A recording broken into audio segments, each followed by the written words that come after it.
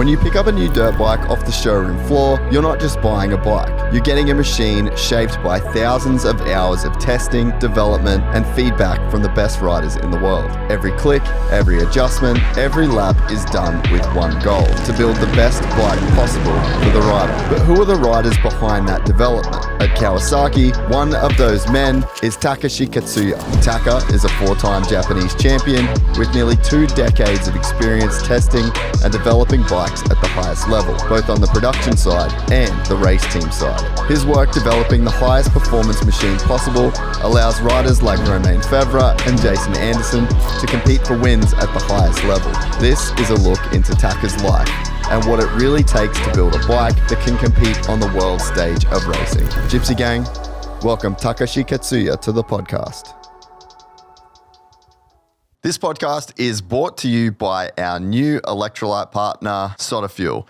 If you've been listening to the show for a while, you would know that I'm pretty big on the whole hydration thing. Every single day, I make sure I drink water mixed with SOTA Fuel electrolyte mix. SOTA Fuel is packed with all 6 essential electrolytes and key vitamins to help keep you hydrated and performing at your best. With up to 5 times more effective hydration than water alone, you'll stay energized and focused throughout your ride. Plus, there's no added sugar, so you won't experience those dreaded spikes or sugar crashes.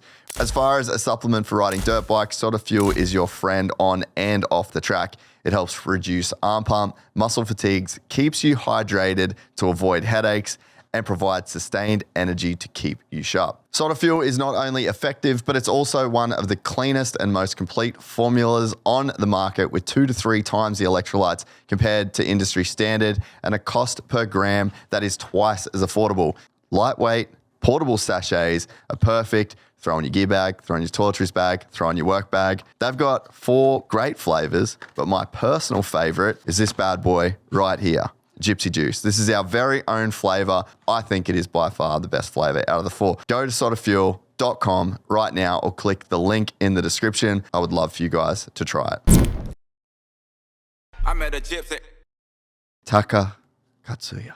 Yeah, I can hear it. Good. Welcome to Gypsy Tales, my friend. Yeah, about time, man. It's been a while in the making. Yeah, so. One of my favorite people. We're going to do this podcast last year. Yep. And then the warehouse burned down. Yeah, that's... So we had to postpone for obvious reasons. Yeah. But now you're here. You're in America. Big day right at Glen, Helen. A lot of people will not know who you are. Yeah. But that's the nature of your job. Yeah. You're a very behind-the-scenes person. But so many people would have ridden bikes that you have had a part of, or ridden on suspension that you've been a part of. So for everyone that's looking and listening, that's like, who is this Taka guy? You're going to learn today. But one of my good friends, and I've wanted to do this for a very long time, mate. So welcome to the podcast. Yeah, thanks for the opportunity, Jase. So Glen Helen today. Yeah. So what were you doing out there? So today just testing with the boys, Kawasaki boys. Yeah. The people that they don't know, I work for Kawasaki. My project is 450 production. Yeah. And I do MXGP as well. Yeah. And now I got to come to here and then try to share the information with the American factory team. It was a great opportunity, and I got to ride a Pro Circuit 250 as well today. Yeah. So it's awesome, So in short, Taka has the dream job. He lives in Japan and he tests for Kawasaki, develops for production, 450. And you do a bunch of stuff with Showa as well. Yes. And you've worked with Showa for a very long time. Yeah, so like behind the scene, like when they have a test parts, they kind of call me, and then I do a fair bit of stuff for them as well. Yeah. So I do Kawasaki stuff and the Showa stuff, and maybe sometimes when Dunlop has a test tire, they just send me a tire, and then they wanted to get a comment. So I do that as well. Awesome, mate. Living the dream. So how are the bikes? How are the factory Kawasaki's? 250, 450? You got to ride a bunch of them today? Yeah, so it's interesting. everyone's different. Yeah. Obviously, I've been working for like MXGP stuff in past 5, 6 years. Like I said, I would say 5. So, and then we had to change model here and there. But yeah, it's different. I've been testing with Febvre's MXGP bike, and we had, say, Mitch Evans, Jeremy Siwa, and everyone's different. But I've always been doing stuff for Europe. Yep. But not in the US. I mean, I did come like 2 years ago, but because when the model changed. But yeah, to come here and to share the information with the race team here, with Brock Tickle and like a Jase and Prado today. So it's actually been really interesting, you know, just the way they bike setups, everyone's different. So yeah. So what is it? What is it like? Who's got the best bike of the guys you rode today? Or the most? Okay, best is subjective, but like when you get on it, you're like, oh, I like this. This is something I could ride, or none of them. That's funny question. I'll say maybe Mitch Evans. Okay. Out of all of the all of them, okay. that I rode, but he, you know how he's a big boy. Same as you. Oh yeah. So Mitch has the bar. I mean, high. You know, like it's like for me, it's like Harley Davidson, right? Yeah. And then you have a high seat, like it's so high. So anyway, I was testing his bike because he was injured here and there, and then I was testing his bike in Japan, and they wanted me to like set up his suspension. But I'm going, I'm like 25 kilo different, you know. Like I said, how do I supposed to do that? 50 pounds for the Americans. Okay, 50 pounds. Yeah. So and I said, how are we gonna do it? Well, we just have to get his set up, and then we start doing it. Yeah, yeah. But so his foot peg's lower. The seat. Like one of the people said, "Hey Taka, when you going through the bumps, you need to stand up." And I said, "Hey man, I'm standing. I'm standing. Like because I'm standing, but the seats are like right there, you know." So yeah. But just the way that his setup was more easy to ride, in a word. Like it was more like high seat here and there, but like just the way the suspension reacted when you try to go into the corners, you know what's bike gonna do, stuff like that. But to ride American bikes today, like with Jason, Prado, even Brock's test bike, all had a different character. Really? Yeah. All very different. Yes. Yeah. I think Brock's test bike was similar to Prado's, but it's big different. And what do you like? So, how would you describe, say, like a Jason Anderson setup? His setup, like he wants to have it. I don't know if he wants to have it like that, but his bike was, pretty high initially, and then so like it sits high in the stroke. And then like absorption was really good, but because he's a lot heavier than me, so the suspension was pretty hard. Yeah. But the balance today was like really good.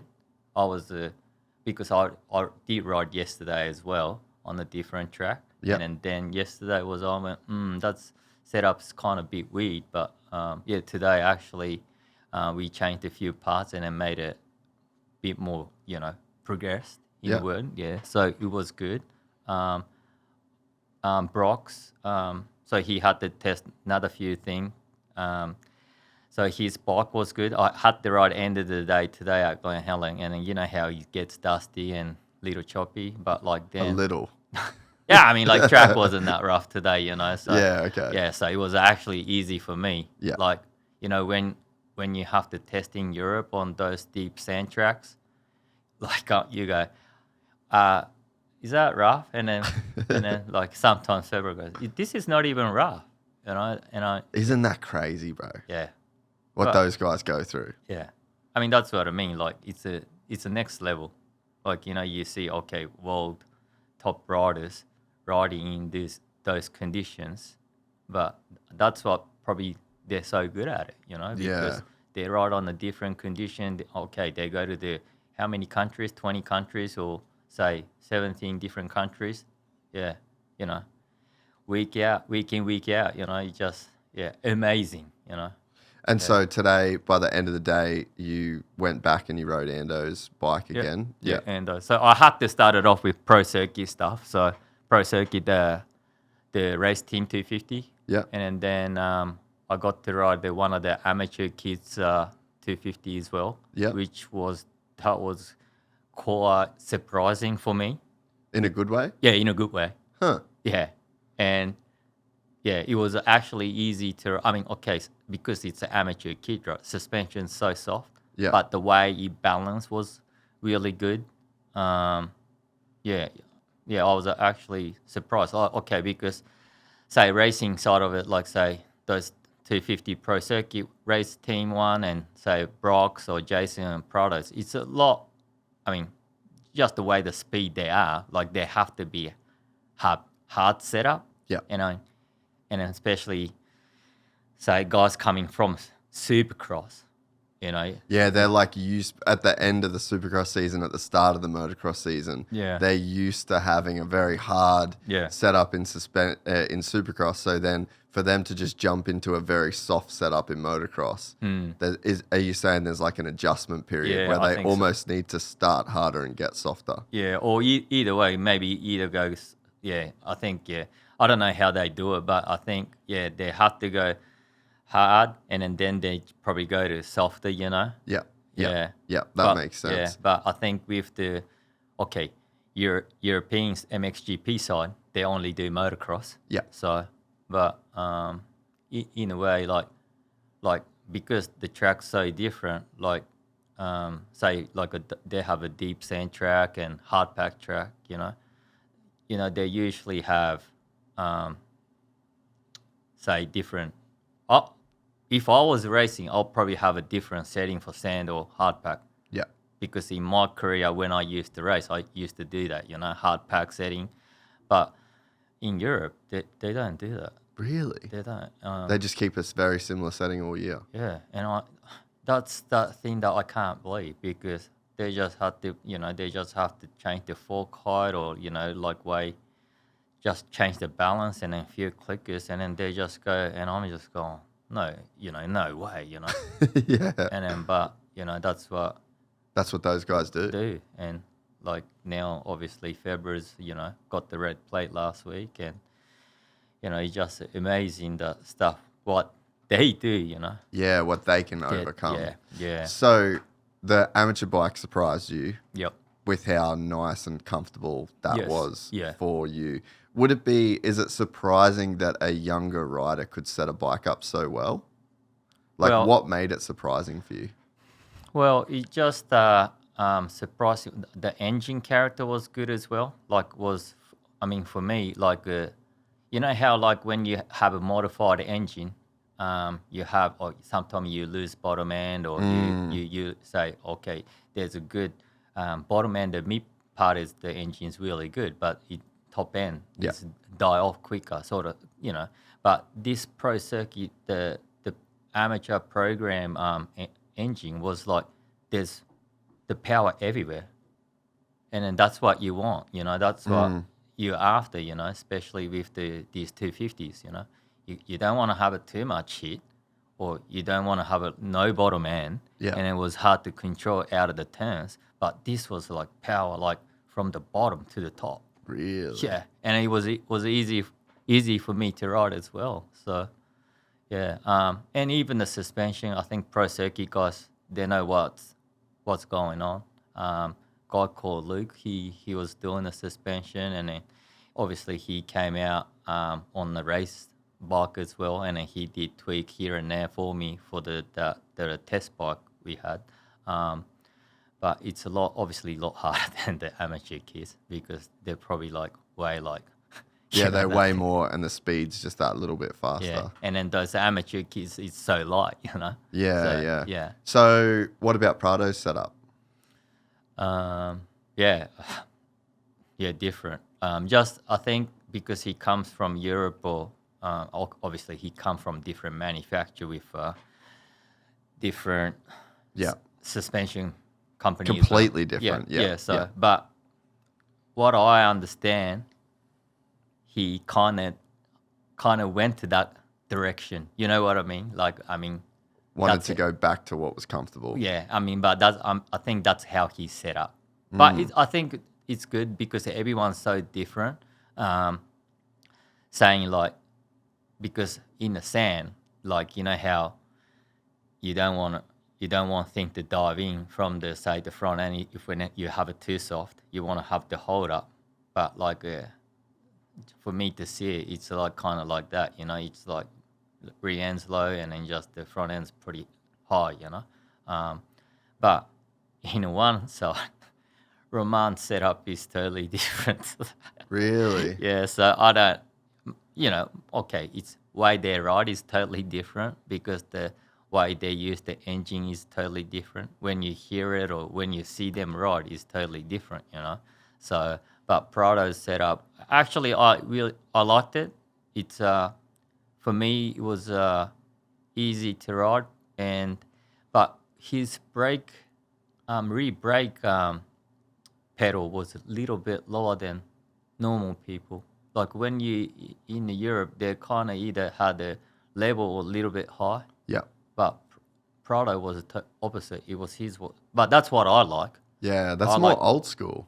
Yeah, like, you know how, I don't know, people used to, especially the European riders, they kind of seem to have the control with the rear brake in those big sand. That's what I heard, you know. So I don't know if that's true or not, but like, yeah. But when I seen, that's what I thought, you know. I thought Prado's be like that, but when I rode yesterday, it was like pretty low. So I'm going, oh, where's the rear brake, you know? Yeah. Have you seen what Toddy does these days? No. Dude, Toddy cuts his brake lever down, so it's like super short, and it's like way higher than the foot peg. Oh, okay. Because he's riding on his toes. Yeah. So much, and then he just wants to like shift it forward and it be like right there. Oh, okay. So yeah, he's like, and I think that's what a lot of the guys that are riding more on their toes are starting to like raise the rear brake lever up. Like saying that though, like you know, especially these factory team these days, like they can make their own stuff, you know, like the say brake pedal or say the where the brake pedal where you step on it, they can make it bigger or smaller, or it's amazing what they can do, you know, because our MXGP team, they have a machine in that they can make stuff. So if it's something that they need to get it made, they just design it and make it, you know. It's amazing. Just the technology and what the teams have access to now. Yeah. But like that was I seen Jack Miller's podcast you did. He was telling me about that the CNC. CNC. That's crazy, that MotoGP. I mean, okay, for them it's normal, but for motocross, you know, you go back to the workshop or you know. Yeah. But it's still like, you know, you know, I mentioned the big guy like Mitch or the small guy like Siwa, you know, because they're where they ride or where they wanted to have a foot peg or, you know, the bars or, you know, you have all the parts to, you know, change it. So which is when you in the factory team, you can obviously do whatever you want. So that's I think the different part with private team and the factory team, you know. So who looked good? Like as I'm sure there were a ton of different guys riding and out at the track. Did you have any sense of like who was really going fast? Today, I mean, obviously Prado's riding good too. Yeah. I mean, Jason was riding good as well. I mean, even like even Brock, you know, he still rips. That's what I mean. I mean, he was riding with Prado yesterday. He's kind of, you look at it, he's going like same speed, you know. Like really. Yeah, and I was kind of quite surprised, but you know, but Brock's probably used to these California tracks as well. You know? But you don't actually see that, like in America. Like, okay, I went to Pala on Tuesday, and then Paris yesterday, and Glen Helen today, right? You see those even amateur kids going fast as, say, I won't say like Jason or Prado, but they're ripped, right? when you go to the local track in Europe, okay, there's guys like, the fast MX2 guys or say Febvre, like our guys. They are a lot quicker than the 250 guys.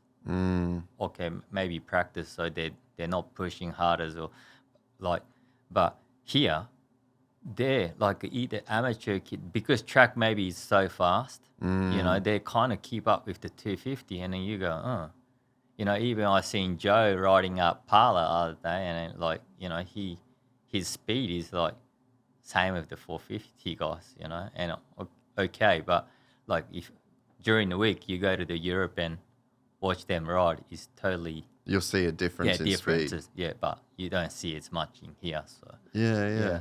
So before we get too deep down into that, I want to talk a bit about your backstory. Yeah. And how you end up working and doing what you've done. So even before you're at Kawasaki, you're at Honda. Yeah. So you've been in the game for so long.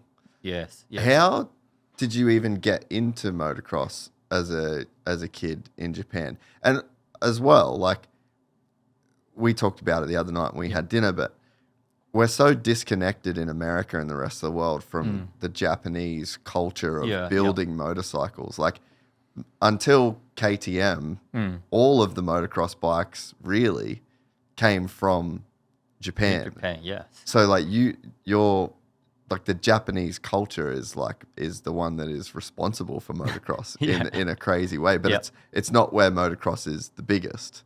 So it's a crazy kind of thing that happened that the Japanese manufacturers created this product that then just became so big all over the rest of the world. Yeah. But it still is designed and manufactured in Japan. Yeah. So how did you get into motocross as a kid, and then how does it kind of lead into working and doing what you're doing? So say I started riding peewees, right? So I think I was 3 or 4, and then so your dad got you into it? So my dad used to race enduro, so I think he got me a bike, and then we start to do local races, and then I start doing pretty good, and then I won the local races in juniors, and I don't know, out of blue, I think I did came to race in America, the Ponca City race. Yeah. So I think that was in 89 or 88. Yeah, I came. Way. Yeah, I came in. So back then, I was on the 60. Mm-hmm. Ricky was racing 60s, but that's only the name I can remember. I can remember that. Did you smoke him? Oh, no, yeah. I probably got lapped anyway. But he ended up being pretty good. oh yeah, yeah. Like, but so I was on the 60 class. So the 80 class back then, you had Kevin Windham, Roby Reynard. Yeah. Who's the top guy? Damon Brashaw's brother was there too. Damon Brashaw has a young brother. Huh. So anyway, he was racing, and this is another funny thing. The guy who's in charge, the MXGP, the Japanese guy called Naoki Serizawa, he went with me. But he does all the stuff for HRC in MXGP now. Huh. So you will probably see him at Yeah, MXGP. yeah. Anyway, he was racing. Huh. And then he finished like 4th or something against those big names that No way. Yeah. But yeah, so anyway, like he did good. I think I finished like 10th or 11th. But like, there's no way that I could have gone like top 10. But the track was so different to the Japanese tracks. The track was, I couldn't even ride it. But yeah, then the racing juniors. Then, but I still won the junior stuff in Japan, and then they came to America. And then I don't know. After that, Dad said, "Oh, we should," because when he came to America, everybody has a private track. That's what he heard. So then he goes, "We should buy land and build a track." And I said, "Yeah, whatever." Yeah. But anyway, like he's one of his friend moved to Australia, so they said, "Oh, come over and stay with us for a few days, and so we did. And after that, we went for like a week or two. He went up somewhere to buy a land. They didn't even tell me or my mom. He just went out and bought it like 10 acres at the, you probably know, a place called Pimpama, like so near the Dreamworld. Near the Dreamworld. Yeah. Where all the houses are now. We Yeah. used to have it like 10 acres there. No shit. Yeah. Yeah. I did not know that. Yeah, so we had 10 acres at Pimpama. We built a track at the back. So we were there till 14. So we were there maybe 10 years maybe. Yeah. But then because we had like my mum and dad got separated, so we had to sell the house. Then I went with my dad because obviously I wanted to stay racing motocross. So all good Reedy Creek days. Yeah. You probably know that Reedy Creek track. So I used to ride there. Raced a few juniors, till maybe to 15. So I won junior. I think I won 4 junior titles. In Oz? Yeah. So Who were you racing back then? Troy Carroll, Really? Troy, Michael Burns. No way. Who's the other guy who? Oh, Danny Ham. The ham bone. Yeah, but he's 1 year older than me, so the guys are older. I mean, Craig Anderson was 1 year older than me, so Yeah. Ando was there. So that was such a good era for motocross in Australia, eh? Yeah, I mean, especially those junior guys, they were good, you know. And then few years younger, there's a Chad, right? Yep. Yeah. Chad Reed, and you have Brett Metcalf and all the guys, you know. But yeah, so I won the few junior stuff. But I was in junior, I was getting like injured, like say in 1 year, I broke like 3 bones in like every. So first I broke my wrist, and I get back on it, and then break other wrist, and then after I get back, I broke my leg. Yeah. So 1 year, it's a 93. I could not race Australian Championship because I lost that, you know, that year. The whole year to injury, yeah. Yeah, so if I didn't have that, I would have been maybe a little bit better. But just that, like, because I won 11 and 12. Oh, sorry, not 11, 12. 91 and 92 Australian Junior Championship. 93, that's the year that I got injured. And 94, I won the 80s, and Troy Carroll won the 125, and I finished second. So, like, then, yeah. And then like, 15, I still finished. I won the 80, and then I finished second again, I think, against Troy.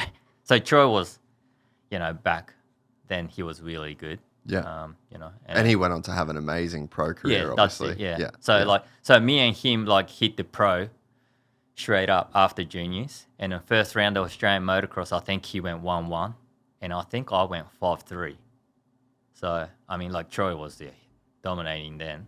I think he was on Honda, and I was on the privateer Yamaha. Yep. Yeah. And then after that, I raced, I think I went KTM. I rode KTM for 1 year, and then went to Kawasaki, 98, and then finished third in Australian Championship, the Supercross Championship. Yeah. I think Burner or, yeah, I can't remember who won. So then after that, like back then, like Australia, you had, when you raced, there was no money, like, you know, like especially in the 125 class. I mean, unless you're guy like Craig Anderson or, you know, the Australian, like, guys say Lee Hogan or Peter Melton. Yeah. Back in those guys, they'll make him money, but if you're not them, you're just... Yeah, you won't make anything. You won't make your living out of it. So I went to Japan and raced there, one of the nationals, and I thought, if I can either win there or, say, finish on podium, I knew I can get a ride. So I ended up going there to race the last round. because every last round they have like international guys there racing. That's right. Yeah. So I went as well, and I think I crashed the first moto. I think I finished like 8th or 9th or something. And then the second moto, I actually won. So that's when I won. I got an offer from Kawasaki, and I had an offer from Yamaha. But back then, I think your sign-on was like 30 grand or whatever. But that's still better than like racing in Australia, you know. So I had to take that opportunity and then race there. And then since that, I just I wanted to come to States and race. But when you're such a young age and then making decent money, like, you know, you always dreamed to be able to go to America. And then I kind of went from Yamaha. The Yamaha said, because I won the championship in 99, I said, I want to go to America. And then Yamaha goes, Taka, we will sign you. They doubled my sign-on. And they said that year, they said, you got to race 125, 2-stroke for first 4 rounds. And then last 6 round, you have to race 250 4-strokes. That's that era because... Yeah, because it was right on the switch. Yeah, on the switch. And then I said, I'm not doing that. I don't want to ride 125 2-stroke. And then beginning at the mid-season, you know, I just knew that it's going to be risky for me. And I said, no, I'm not going to do it. And then Yamaha said, that's only the option. So I went to like one of the private team, the Honda team in Japan. They said they will take me, and then it was a little bit less money, but they had kind of like a house and stuff in California, so they said you can try to race few races and here and there. But that's what I said. I wanted to go to America, and then I did that. But those era, the early 2000, the Honda 125 wasn't that great. No. It was so slow. Yeah. So when you come from a Yamaha 125, that was probably the best bike at that time. Yeah, because my race bike back 99 was so fast. You know, like it was unbelievable. And then you hop on a Honda, you go, is this 125 or is this like 80? 80. Yeah. So anyway, And that was all because they went to that electronic RC valve, power valve, wasn't it? Oh, I think that's after that. I think that's maybe... So it was shit before that? Yeah. It was bad. Do you know why? No, I can't even remember because I wasn't really... You weren't involved. I wasn't even interested, about bikes, Either you wanted to win races and win money and then try to save up or, whatever you wanted to do. So I didn't really care about it. But then that privateer team I raced 2000, I got to come to America and race the supercrosses. I nearly killed myself anyway. Really? Yeah. Was it gnarly? Oh, man.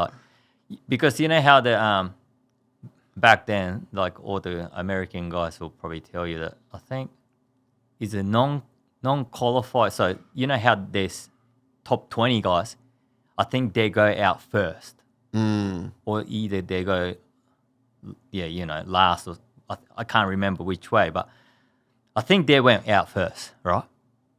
And the track's like muddy and sloppy. Yeah, but there was a big names, right? Like back then, obviously, Pro Circuit, the FMF had that FMF Honda team, and I think Yamaha with Troy. Anyway, they went out and like through the whoops, they were jumping. They were jumping and they were even rolling. The A2 in 2000, the whoops was like big as this. It's probably bigger than this. It was big, right? But I'm going, what they doing? They're going like roll, and I'm going, man, I'll just go through them, right? So first lap of practice, I jumped because it was so steep. I just went straight over the bus. Because I never Yeah, you I mean, just didn't know. yeah. But you know, I raced Australian Supercross, But but it's it's just nothing nothing like like that. it. Yeah. Nothing like it. Yeah. And then when you look it on the like television, like you look, it's small, but when you're there, man, everything's tight, everything's big. You know, like I'm going, you know, I kind of shit myself. But, you know.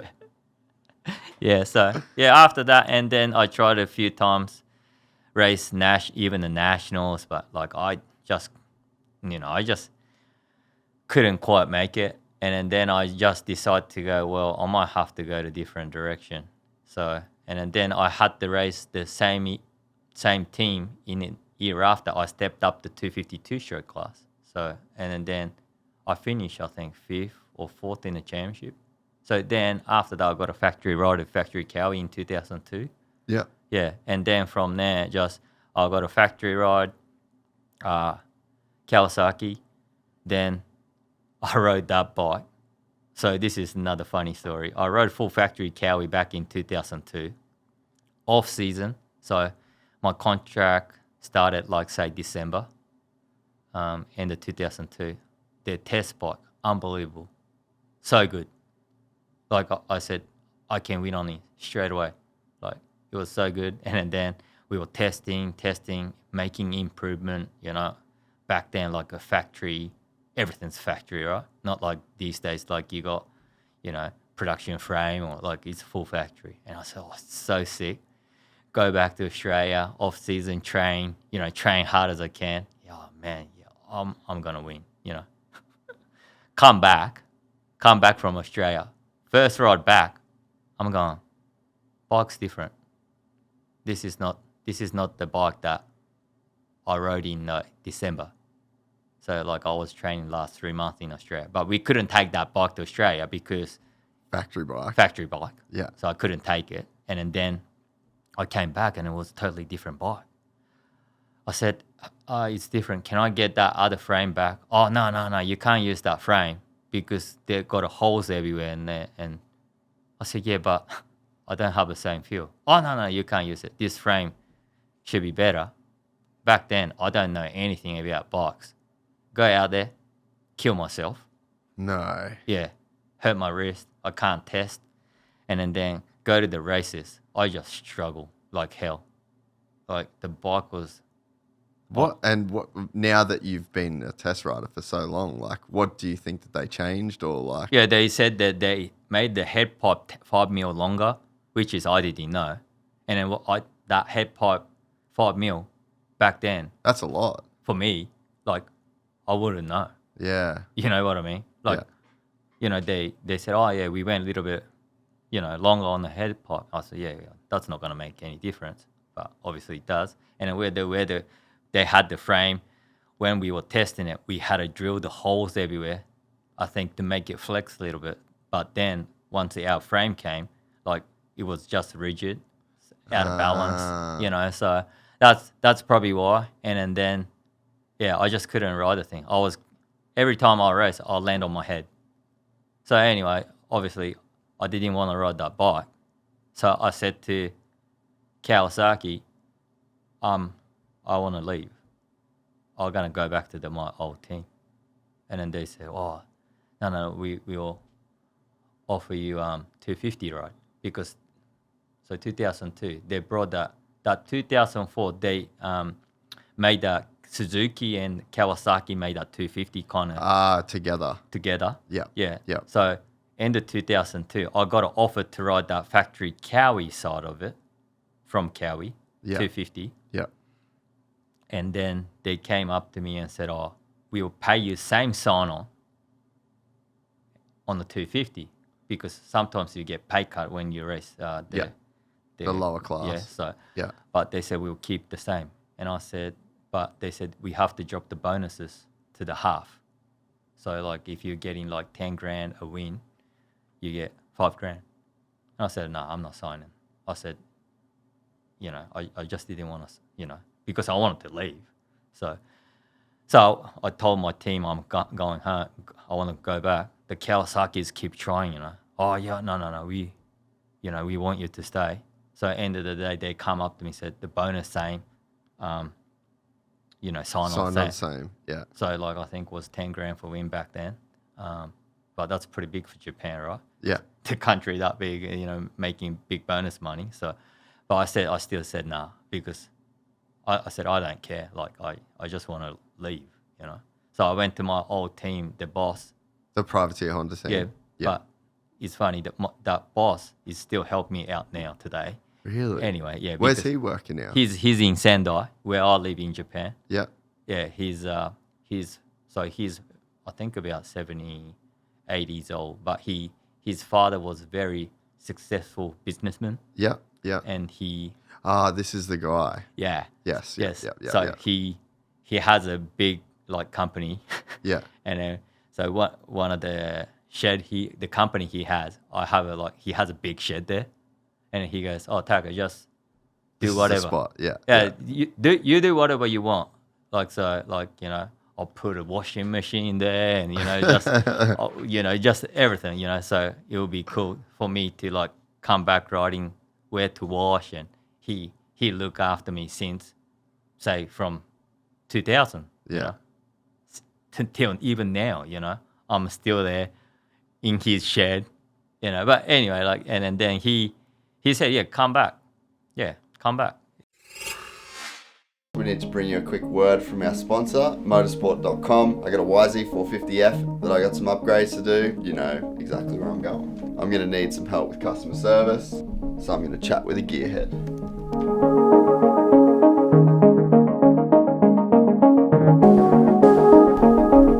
This box showed up. It has a 2007 KTM Master Cylinder, a Yamaha caliper, also 2007, and a Turner braided brake lines. I feel like this is a very good upgrade for $600. Need the old hanger, so we're gonna put a bit of grease on that and get it back on, bolt her up. Caliper has been done. Now this can just get bolted on. Now, shout out to Kiefer, who I think stole this off Doug Dubark. That was easy. Nah, that was easy. This is a pretty epic upgrade. You can get OEM parts to build this little Frankenstein brake kit, or basically anything else for any brand by going to motorsport.com.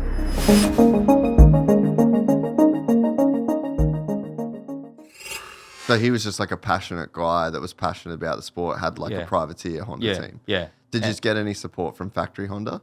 No, back then, no. I didn't.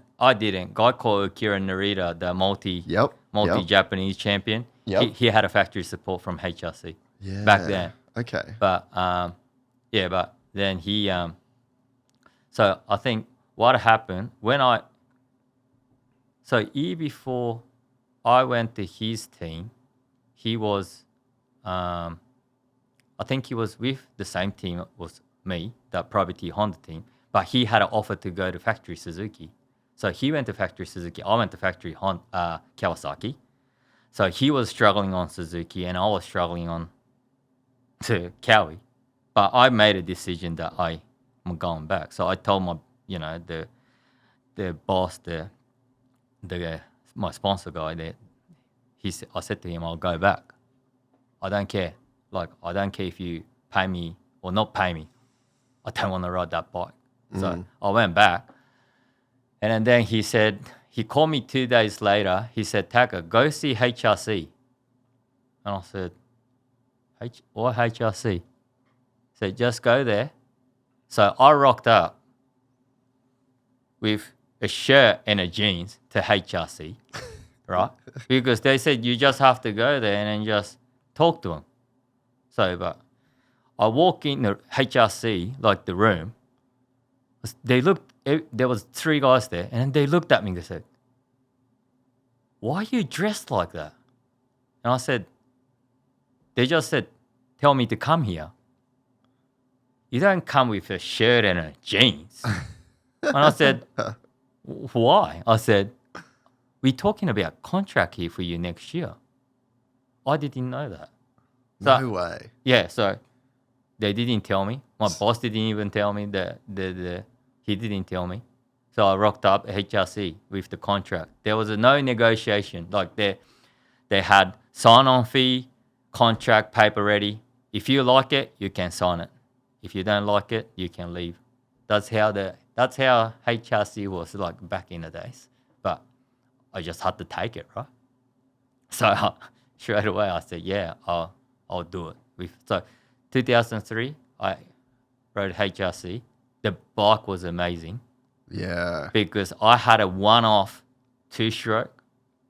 It was made out of, you love this, bullet frame aluminium.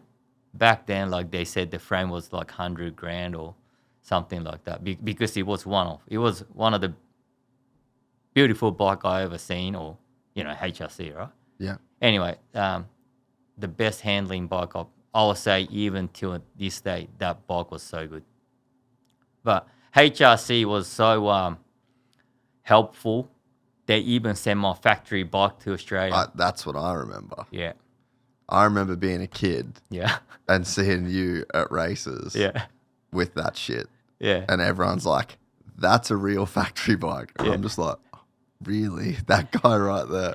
And then because I think I raced to one of that sunny states in Queensland. Yep. I mean, for the training, right? Yep. So I had to, HRC said, Taka, just try to cover it up. Because I remember you used to have a towel Yeah, over it. And yeah. you used to walk to the start and then line people with the go, towel. what are you doing? Yeah. And I said, well, I don't want to do it, but they told me to do it.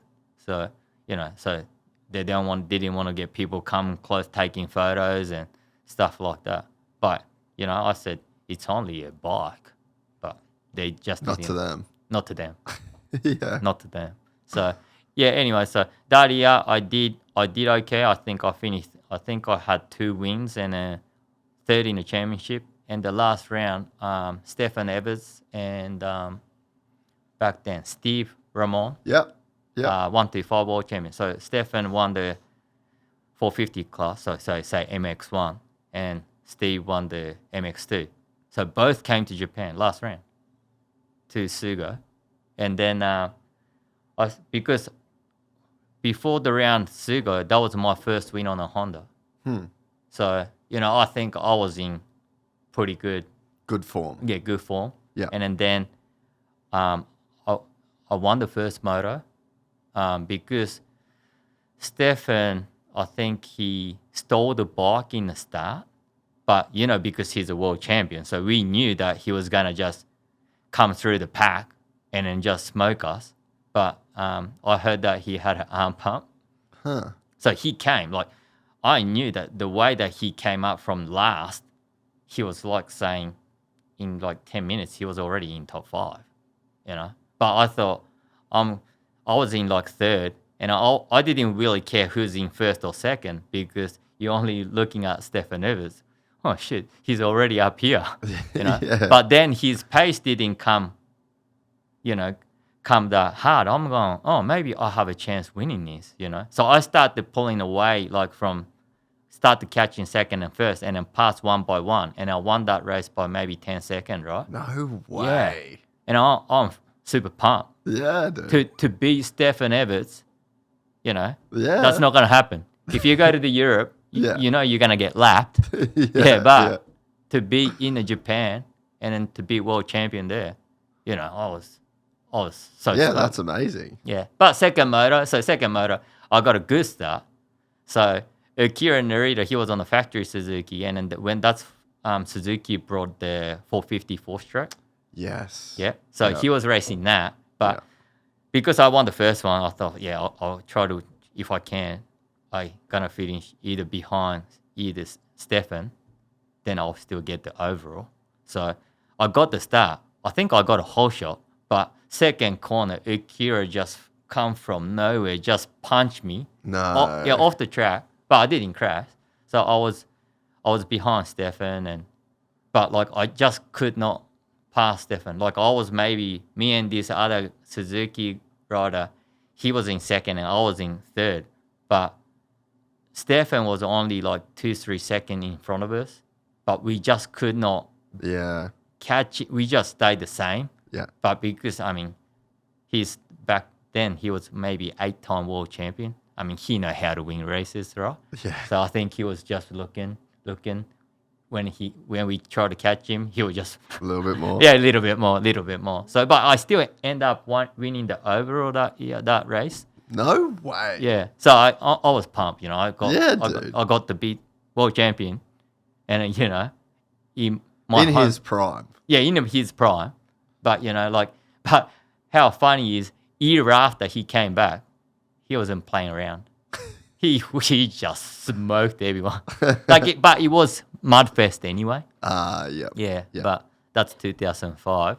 So, yeah, 2005. And then I think I finished 4th in the championship or 5th. The 2005, I couldn't win any races because their Honda was stopping that 2-stroke thing. So they wanted to move to the 4-stroke. They didn't want to put a time and effort into that 2-stroke. Yeah. And then I had to ride a new 2-stroke, and that was pretty bad as well. So, I'm testing and things vibrating, and the power wasn't good, and I was complaining. Back then when the guys started complaining, the Honda people go, well, he can't win. He complains. Yeah. So obviously I got the sack. So then I went back to my old team again, the Honda privateer team. No way. Yeah, I said to my boss, I said, I lost my rod. And then he goes, yeah, come back. Yeah, welcome home. Yeah, and he still pays me, I mean, I had, saying this, I probably had easy, say, my career because I always had his. You always had a place to go. Yeah. And so then you could make decisions knowing you were safe. Yeah, because he was the Mr. Seki who helped me this past even till now. He's like my second father, you know what I mean? So he said come back and I still got paid. He paid me, and the 2006 and 7 rode for him. But I said to him, maybe I need to go somewhere else, because if I stay with you, I think my career might go down the road, because I know if I don't win, I know you still pay me. Yeah. I kind of have an easy life. Yeah. So I just said I'll go to somewhere else, and I went to Kawasaki 2008 for privateer, but they still kind of pay me still. Yeah. Had a good bonus structure. The sign-on wasn't good, but the bonus was pretty good. So I think, and then I only went in Japan. They only pay for first, second, and third. Yeah. But I told Kawasaki, I don't need second and third. Just pay me big hit, one hit to win. Yeah. Just so if I don't win a moto, I don't get paid anything. So I did that. I think that year I won maybe 7 or 8. Really? Yeah, and then championship bonus top of that. So then year after, same again, 2008 I won the championship. That's my second championship. And then 2009, same team, more money, more bonuses money. So then I think that year I won 6, 7 motos. So then year after 2010, I got a factory ride with Factory Kawasaki because I won 2 years in a row. But I said to Kawasaki, I don't want to go there because I can't use my guys. Yeah, you know what I mean? Yeah. I have my engine guy. I have my suspension guy. I said, Factory Kawasaki, well, we got to use different engine guy. We got to use different suspension guy. And I said, you're starting from scratch. Yeah, different mechanics. Yeah. Okay, I'm riding same bike, same manufacturer, but I said, no, I want to stay where I'm at. Yeah, just give me factory bike. And they said no, because that time, going from carby to injection, they told me I have to ride the injection 250. And then sometimes it's really for me, what the manufacturer does, it's not really clean way to do stuff, because if you don't want to ride that bike, you don't gonna get ride. Yeah. I mean, I'm just won 2 championships for them, and then they start saying stuff like this, But that's the people in that era, Yeah. I mean, those people going Kawasaki now. So Yeah, and it's like a bigger picture thing of like where the sport's going and like the progression, and it probably sucks at the start, but it's like, oh well, tough luck. Yeah. You know, like this is the direction that the sport's going. Like, I mean, I'm sure there's a ton of guys, like KTM's probably a great example. Yeah. Of guys like, I bet Prado wishes he could have stayed on the earlier generation. Yeah. You know, like you don't end up getting a say in the future generations, and you end up having to just suck it up and ride the worst bike to try and make it better, which is kind of crazy in a way, in like the competitive world of racing. Yeah, and I think it's important. That's, I mean, okay, what I do now, it's important that if you don't have a good package, even the production bike, you're not gonna make that. You know, even if you have a factory suspension or factory tires, it's not gonna make it. You know what I mean? If you have a, you can't polish a turd. That's it. Yeah. So that's what, like, so. But I ended up signing Kawasaki. Yeah. So that was an injection one. So that was full factory 250 again. And then I think I won first 5. No. I won first three moto, and my bike shit itself. The engine blew up. And then I told Kawasaki, it's your fault. Pay my bonuses. And then because I would have won the second moto. I guarantee I would have won the second one. I said, you got to pay me. And because it blew up in the start. And I said, no. They said, oh, you know, we're really sorry. But anyway, and I said, oh, shit, you know, shit happens. And then after that, I start winning again. I won like another 3 motos straight. So like I was making money. Yeah. Yeah, I said, yeah, this championship, I got it. I mean, like after like 4th round, I won like 8 motos. So for the 8 moto, I won 7. Yeah. You know, I cleaned up. So I'm chilling. I'm telling my wife, you know, we're gonna be good. Yeah, we're gonna be good. Yeah. So, and then they have a pretty big little break from the 4th round, maybe after that. I broke my leg. I broke my heel, and then and then even that, like, I got picked to go to destination. That year was in America, 2010. But I got picked. Yeah. But Colorado. I yes, was there. Colorado. Yes. Yeah. But they had an age limit back then. Really? Yeah. To ride the 250. Yeah. Was it 23? Yes. Is it yes, still yes. still is? Yeah. Yeah, Still is that's 23, right? Yeah. Yeah. So I was kind of a bit, you know, pissed. You know, I got picked to go to destination, but because I'm too old, you know, because I was 30 then. You know? Yeah. Yeah. You know, so I got picked, but then obviously they had to pick some young Kawasaki guy to go. So I didn't get to go. But then because I broke my heel as well, same time, I wouldn't be able to race the destination anyway. But yeah, so after that, me and this other guy who's fighting for championship, 5 points separated till last round. Till final moto, I think we were only separated by 8 or 7. I was in second. I had to win it. He had to finish in like top 6.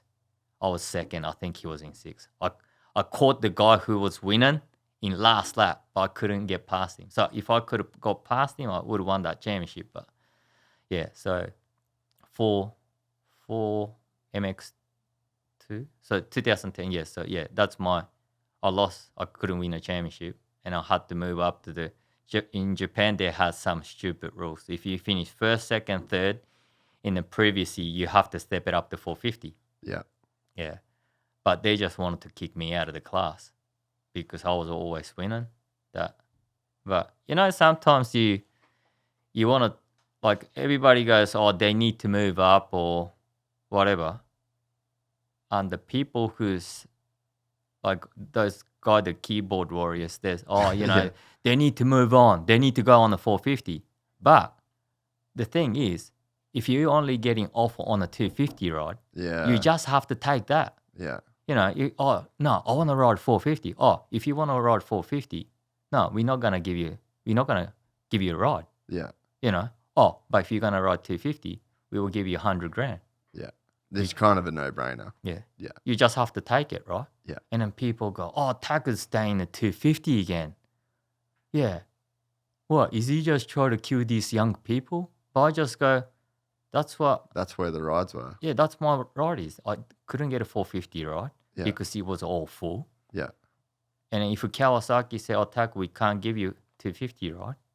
I mean 450 ride. Where do I have to stay? I have to stay in 250. Yeah. So anyway, after that, they had to change. They changed the rule. They go, you got to step up to 450. So the year that I won the 08, 09, the team, I went back to there on the 450. And then Kawasaki still paid me, and then I went there. Yeah. Yeah. But at the time then, like I was kind of in the 450 class. I finished like few podiums. I didn't have a win there, but I think I won a few podiums. I think that year out of 10 rounds, I finished 3 podiums. Yeah. But I was kind of over then. Like I was kind of like I wasn't having the fun because stuff you have to make it from the bike, the 450 that you're not really good at. Yeah. Like I wasn't really good at riding the big bikes. So I wasn't having fun of it. So I was kind of being over it. And then I just kind of 2012 after 11 I was kind of over it. So I thought I might do something else. So Akira Narita, he went from Yamaha to HRC in 2012, and he offered me the job, become his advisor at the races, and train. So we train together, we ride together. So I took that. Like I said to him, I'll take that, and then I still had on the side of that, I had a little bit of a job with the Honda for the testing role. Yeah. So that's where it started. So that's where it started. So 2012. So that's where you start that testing role. But it wasn't like some big contract with testing. It's just that they pay you the day rate and stuff like that. But I do Akira's stuff, the racing side, and then I go to do the test when they call me. Yeah. So I did that 2012. But on 2013, my dad had a bowel cancer, so he was back then. He was like stage 4, like really serious. So I said to my wife, we might have to go back to Australia, just be there because you don't know what's gonna happen. And then I went back to Australia 2013, and then. I still had the testing side of it as well, but I ended up racing in one of the privateer team in Honda in Australia. Which team was it? Was a Gajser, like it's a privateer team. Yeah. So anyway, but that didn't work out in the mid-season. So, so in between that, Dan from MXRP, he kind of said, we can help you. So he had the different team there. So I had to just jump onto that, But I was just struggling. I just could not ride the Honda CRF 250. Like, I was getting smoked, Yeah. Like, I was getting... Last round at Coolum, I got lapped. I didn't even crash. And then that year, Stokesy won nearly everything on the Serco Yamaha, right? Yeah. I got lapped, and I said to my wife, it's a bike. I said, okay, I'm old. I was 33, right? But I said it's a bike. If I had a better bike, I can still be contender. And then my wife said, if you want to do it, do it.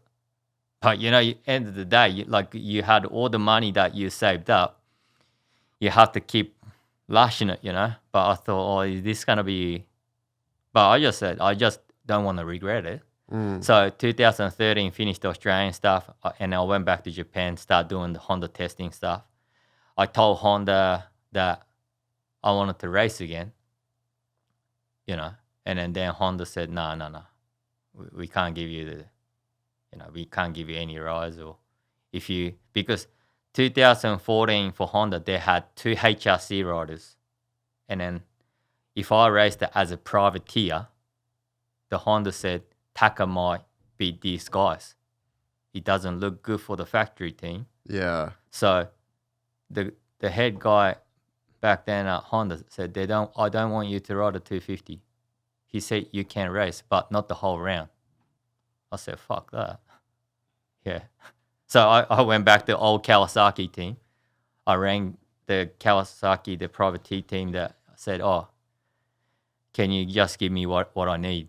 And then they said, yeah, 100%. So I had to bring my suspension guy, my engine guy, my mechanic, that back from 2008-9 to them. Off season, went back to Australia. From the scratch, we had a factory suspension, had nearly like factory engine, like in Japanese. Now, it's not like factory, but it's good enough, Yeah. So 2014, I went back full time again racing. Yeah. Just back and forth, right? And then I finished 4th in the first moto in the first round. After that, I won 6 in a row. So I was smoking everybody. But towards the end, that guy who rode for HRC, he stepped it up, because I gave him a shit like, oh yeah, he won a championship because it's the easy way. Like, he had no competition. I just said that, Yeah. just give him a little bit, yeah.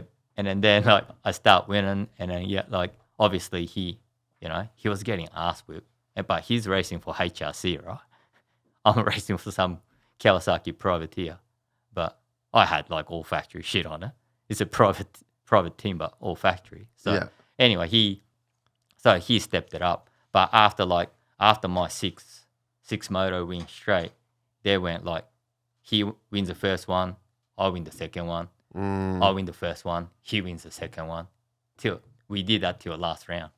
So like I gained a big points lead, but he couldn't catch me because we were going even.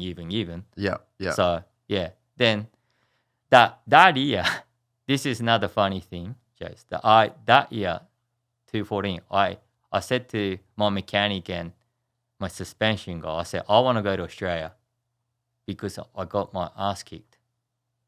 I wanted to prove to everyone that I can still ride. So Gladstone, there was Gladstone and Coolum. Yeah. So Gladstone I raced. Yeah. Time qualifying, I was first till last minute, and then Cloud got the Cloud. No way. Yeah. Clout would have been like 17 at that time. Yeah, but Cloud, I think, did he win that year? I think he won that year. Yeah. Was that with Serco? Yeah. Yeah. Yeah. So I think he did win. Yeah. But That's crazy that you went. I didn't know. I didn't realize that you raced for like that long. yeah, that's what I mean. But because everyone think that, I got lapped before. Come back and then battling with Cloud or like those top guys. They were going. I don't mention one of the guys' name, but he came up to me because when I changed to Kawasaki, so we went out. I'll probably be able to mention his name, Gypsy. Yeah. Kurt Gibbs. Yeah. I used to like ride with him so much. Him and Toddy, right? Yeah. So we went to one of these sand tracks to practice. So 2013, I was on Honda. Toddy and Gypsy just smoked me like 5-6 seconds a lap. I got no chance keeping up with those guys, right? Year later, I come back with Kawasaki. I'm doing the same time as Gypsy. Gypsy goes, What happened? no, Gypsy goes, is that me or like he Yeah, started yeah, thinking, he yeah. goes, is that me or he looked at me, goes, what have you been doing? You know? I said, nothing. I just changed the bike. So the bike made that much of a difference. Oh, yeah. Just more stable. The engine was good. But Gypsy said, you're not on something, are you, Tak? I said, nah, man. But I just said, I just feel so much better. But like that year, so the off season, so I got to practice with Gypsy. So it was good then, because if I can ride with his pace, I know if I go back, I can win. So then, I did that. And the mid part of it, like the Gladstone, I think I second in qualifying. But we had this engine prop from Japan, but that thing blew up in the first motor. I think I was running sixth, but I start catching everybody one by one. So like Luke Arbon was winning on the two-stroke. He was running first. Yeah. And Jay Wilson was second. And I caught Jay. I was about to pass him, and then my bike blew up. And I just said, oh, shit. And my mechanic going, oh, Taka, I'm so sorry, you know. He's all devastated. I said, nah. I said, it's cool. It's glad it didn't happen in our championship in Japan, you know. Yeah. We would have lost the championship, you know. Yeah. But I said, no, it's sweet ass, you know. So then we went to Coolum. The track that I got lapped before, I think it was 3 format. So first motor I finished 6th, second motor I finished 4th, last motor I finished 2nd, and overall I finished 2nd. No way, dude. That I got lapped. The E before I got lapped on the same track, I finished 2nd. Everybody said, you must be on something, but I'm not. I said, you just a bike. I said, I told you, if I can get a decent bike, the bike I wanted to. So you just like couldn't retire from racing getting lapped like that? Nah, That would have just mentally. You know, I'm not gonna be in that age. You're not gonna be a world level. Yeah. But you just want. But in Australia, I think now the Australia level's pretty high now. You know. Oh, dude, yeah. Weber. Yeah, Weber. Webster and Jed. Beaton, yeah. Bro, they're ripping. Yeah, even like MX2, you know. Yep. You know, those boys are hooking, you know. So like that's, but you know, when I was there, I mean, the guy I was battling with, you know, they're one of the successful one in Australia. You see Cloudy, you see obviously Jay Wilson in Japan, you have Jed Beaton. Yeah. You know? So anyway, like that. So I finished 2nd at Coolum. I went back to Japan, raced last 3 rounds. I won the championship. In 2015, I had full-time racing in Australia. Guy called John. He helped me organize the truck and the other outside sponsors to help me and my mechanic to fly. So my mechanic flew back and forth from Japan every round, from Japan to Australia, like, you know. So I got the chance to race an Australian championship in 2015. So till halfway, me and Jay and Cloudy was only 2 points or 3 points separated, you know, and then we were going for the championship. But I ended up getting injured in, I think, round 6, Raymond Terrace. I remember, Raymond Terrace. Second motor, I crashed and I broke all my ribs. So I couldn't, when I thought about it, that's probably my championship was, you know, done. But after that, I actually won a few races. So, you know, to win even a moto, I didn't win an overall, but I won 2 motos that year. So then I was already 35, you know. Yeah, and they're like 17. Yeah, I know, 18. 17, 18, you know. So you go against the kids that you think, you know, it's funny.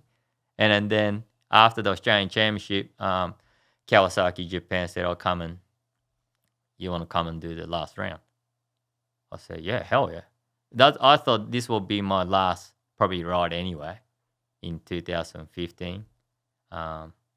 So I said, yeah, let's see what I can do. Because 2015, the last round at Sugo, they brought Team Gajser on the 250 and they brought Jeremy Martin on the start Yamaha. No way. So he won AMA championship that year. Yeah. Gajser won MX2. Yeah. So I said, well, what an opportunity. You get to race world champion. And the AMA champion. AMA champion. So I said, well, this is only a chance, right? I mean, I don't care if we're going to get, ass kicked, but at least it's a chance. So, like, at Cowie, like, they got me, like, good engine. And, I said, at least I'll like to finish on podium. Like, even if it's the guys that go 1, Martin go 1, 2, I want to finish on podium. But first moto, I think I was in second. Gajser was winning. Martin crashed at first turn. So I thought, oh yeah, this is chance, right? So I was in second. So second lap, Gajser has a big one. Right? No way. Gajser has a big one. I'm going, oh, okay. So I was winning. But because I didn't know what to do because everyone's behind. The Japanese guys, I'm pulling away from all the Japanese guys, but Gajser crashed and Martin crashed. I start to think, I might be able to win this. And once you start think like that, then massive arm pump.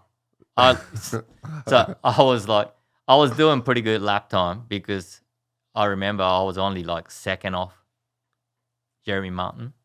And I think I was doing maybe even like second slower than Gajser as well. So then I was winning, but by the time Gajser he came like fast. But I just couldn't do anything about it because I had an arm pump. So anyway, like, I was in second, and then you can see Jeremy Martin. Like, okay, the guy won the second title. He's not playing around. No. Last two lap, I probably had 10-second gap. He gapped me like this. I think he was maybe 5-6 seconds quicker a lap.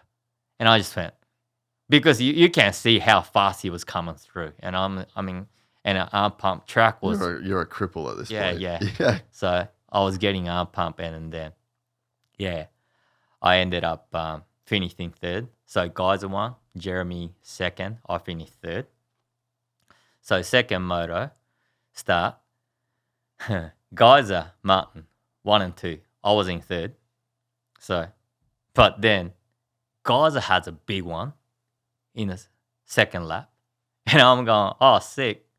Then, because he crashed, Jeremy swerved. So I went inside. I was right behind him. And then, like, you don't get to see riding behind Jeremy Martin, Like, if you're racing AMA, no way you will see him at the races. So for me, it's sick. I was behind him. But I kept up with him for maybe 3 laps. Like, he was pulling away, like, because he wasn't making any mistakes. Like, I was staying with him, but I was keep making mistakes, because his pace was like above your level at the time. My level. Yeah, but I had to try to stick with him, Yeah. You were trying to like find a new level, whereas that was just his normal. Yeah, he's normal. Yeah. And then like, so he would start to pull away, and then because that pace that I couldn't ride with that pace anyway. So he won by 20 seconds. But still, I was stoked, because if you go to America and race AMA National, if he wins, he might be in 20 seconds behind, like, the second guy, That's how good he was, back then. Yeah. So, but for me, like, it was no chance anyway to get experience like that. So because Tim crashed in the second moto, I think he finished 4th or 5th. So I think Martin won the overall. I finished second, and guys finished third. So I got to be another world champion. That's crazy. But he crashed. Yeah. That's so crazy, dude. Yeah. And so you're probably like, what, 35 at this point? Yeah, 35. 36. When do you think about retiring? Well, so then after that, your good friend Ben Townley. I wouldn't call him my friend.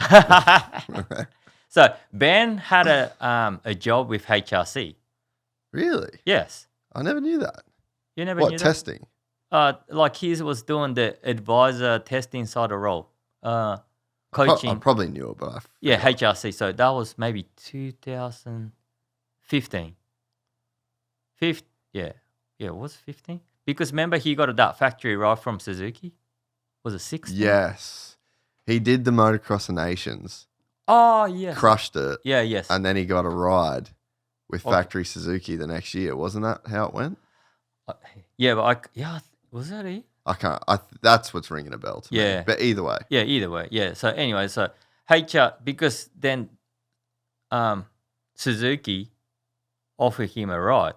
There was a vacant spot there at HRC. And I think after the race, I was drinking with maybe one of the guys at Honda. He goes, "Oh, Ben's leaving. We got that spot if you want to take it." And the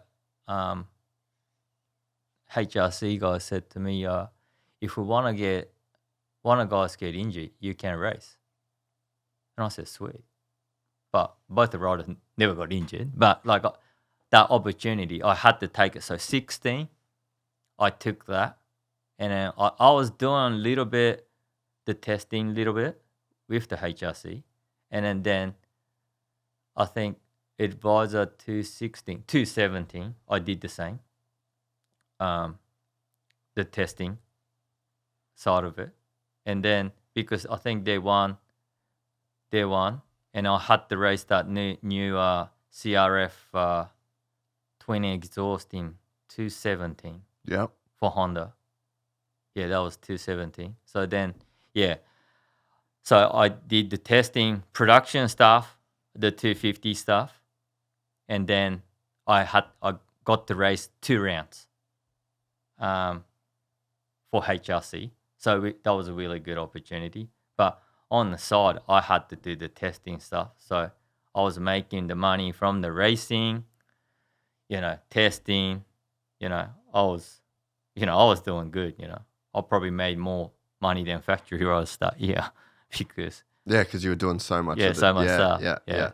And then, so HRC said, they told me that, so HRC, the people don't know this, but HRC and production side is different.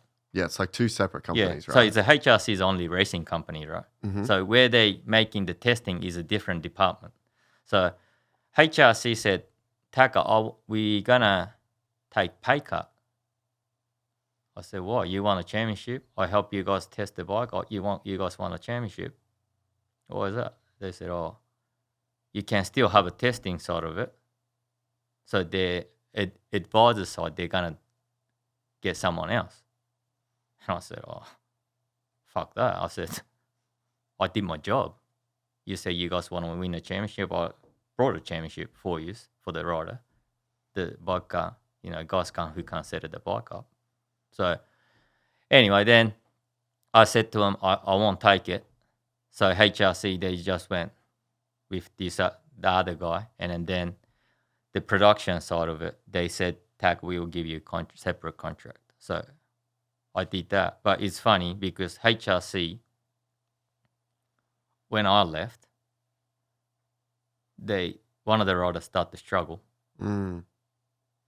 But because I was on the production side of it, I said to the production side, I don't want to help them. I just said to them, I'm not helping them out. Yeah, let them figure it out. Yeah, let them figure it out. So, but anyway, back then, like HRC, so HRC asked them, the production side of it, can you bring Taka over to test production? So I said, no, Taka's too busy. I mean, I wasn't busy, but I said to... You were too busy, though. Yeah. Yeah. Yeah, but I said that, And then I think they really got desperate, because not many people knew about this. I said, because I didn't want to do it.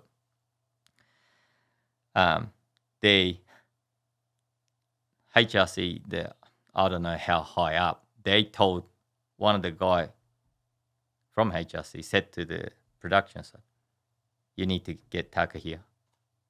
And then they can't do anything about it because this guy has so much power, right? So I ended up doing the HRC stuff that I said I don't want to do it, but I ended up doing it. Soon as we help him, he start winning. And then, So what was it? Like, it was just purely the bike setup was not... bike setup was because they had a different frame that year. Yeah. And so like, do you remember riding that bike? Like, do you remember the changes that you made to make it so much better? No, so since I left, they just try to go to their way, you know. So what I did, because this guy, he won a championship. The year after, he just struggled. So I went back. I said, hey, so where do we start? They said, where do we start? I said, you guys got no idea. Let's go back where he won. I said, that's the easiest way. Why are you guys going long way? He was winning on that setting last year. Just go back to that. Was it a different frame, different generation? No. Frame's the same. But they just started in a different place. Yeah, they just had a different setup, suspension, and just way off. That seems crazy that they just wouldn't go back if it wasn't a different generation bike. Yeah, but that's what I mean. That's what I said. Just go back.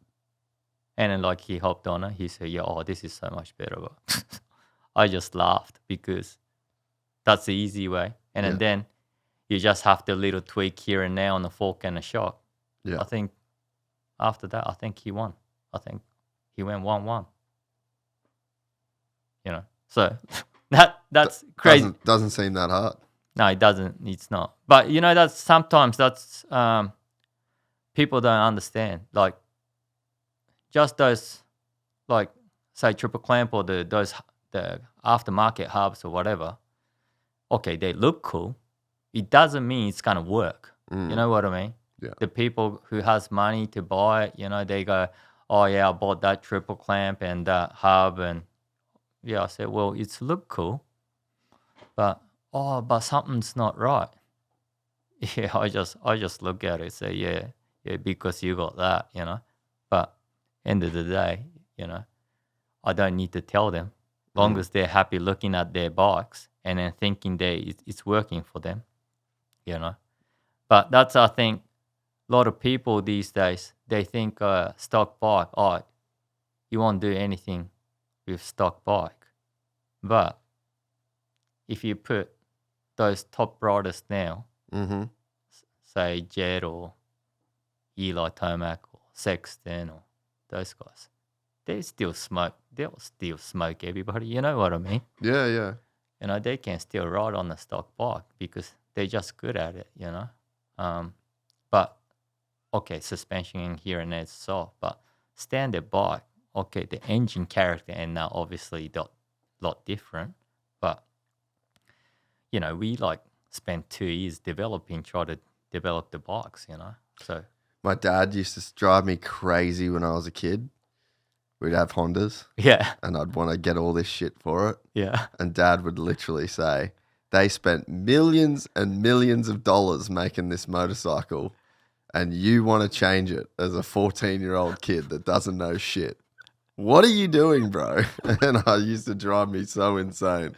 And you're literally saying the same thing. Yeah. But, you know, like, it's good. Like, you know, because, I got to work with Honda, say that 17, 18. And then after that, like, so on the Honda days, so 17, 18, so 18, I went production side 18, 19, I went. And then I started to do team stuff on behind the scene. So I was that new generation bike back then. So it was, I can't remember. So 17, 18, 19. Because I went. So what was the new generation? 18. So it went from 17 to 18. So I think. Can you pull up? Can you Google 2017 CRF 450?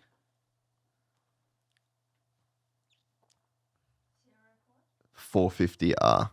I'm just gonna check that computer. Yeah.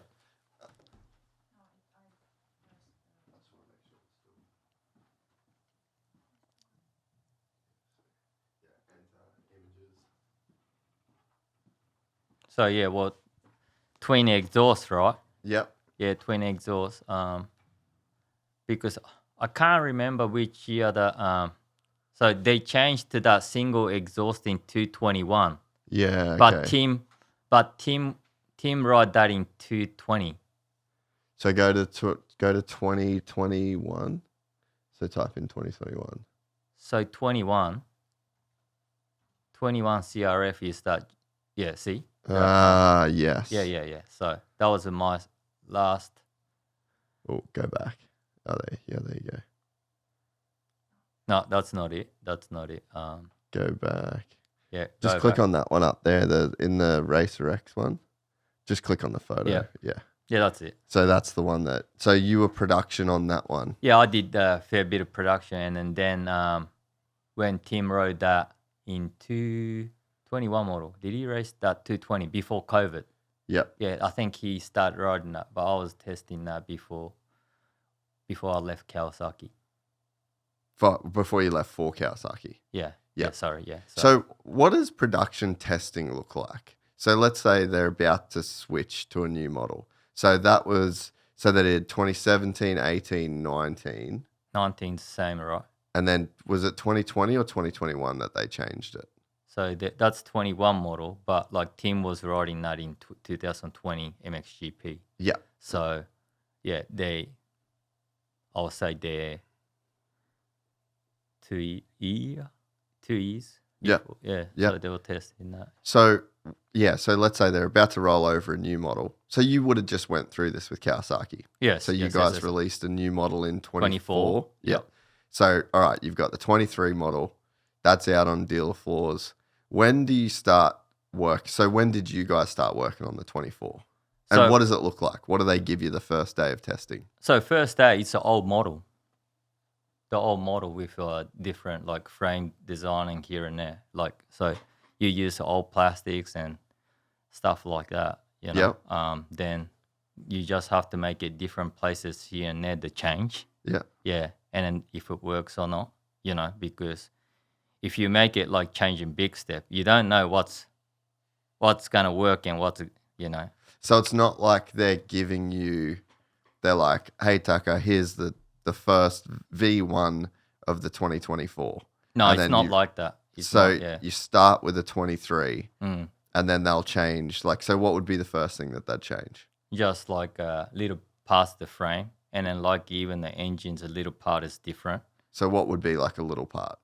I'll say like where to say the exhaust pipe is and stuff like that, you know, just because they have to change the where it fits and that. Like it's like, so when you do first, it's totally different, you know, like because how they make everything, not like everyone thinks, oh, new model, bang. It's not like that, you know, it's a step by step, you know, stuff. So it's like people don't understand how it comes, new bike, boom, right. It's not like that, you know, because you have to make a step.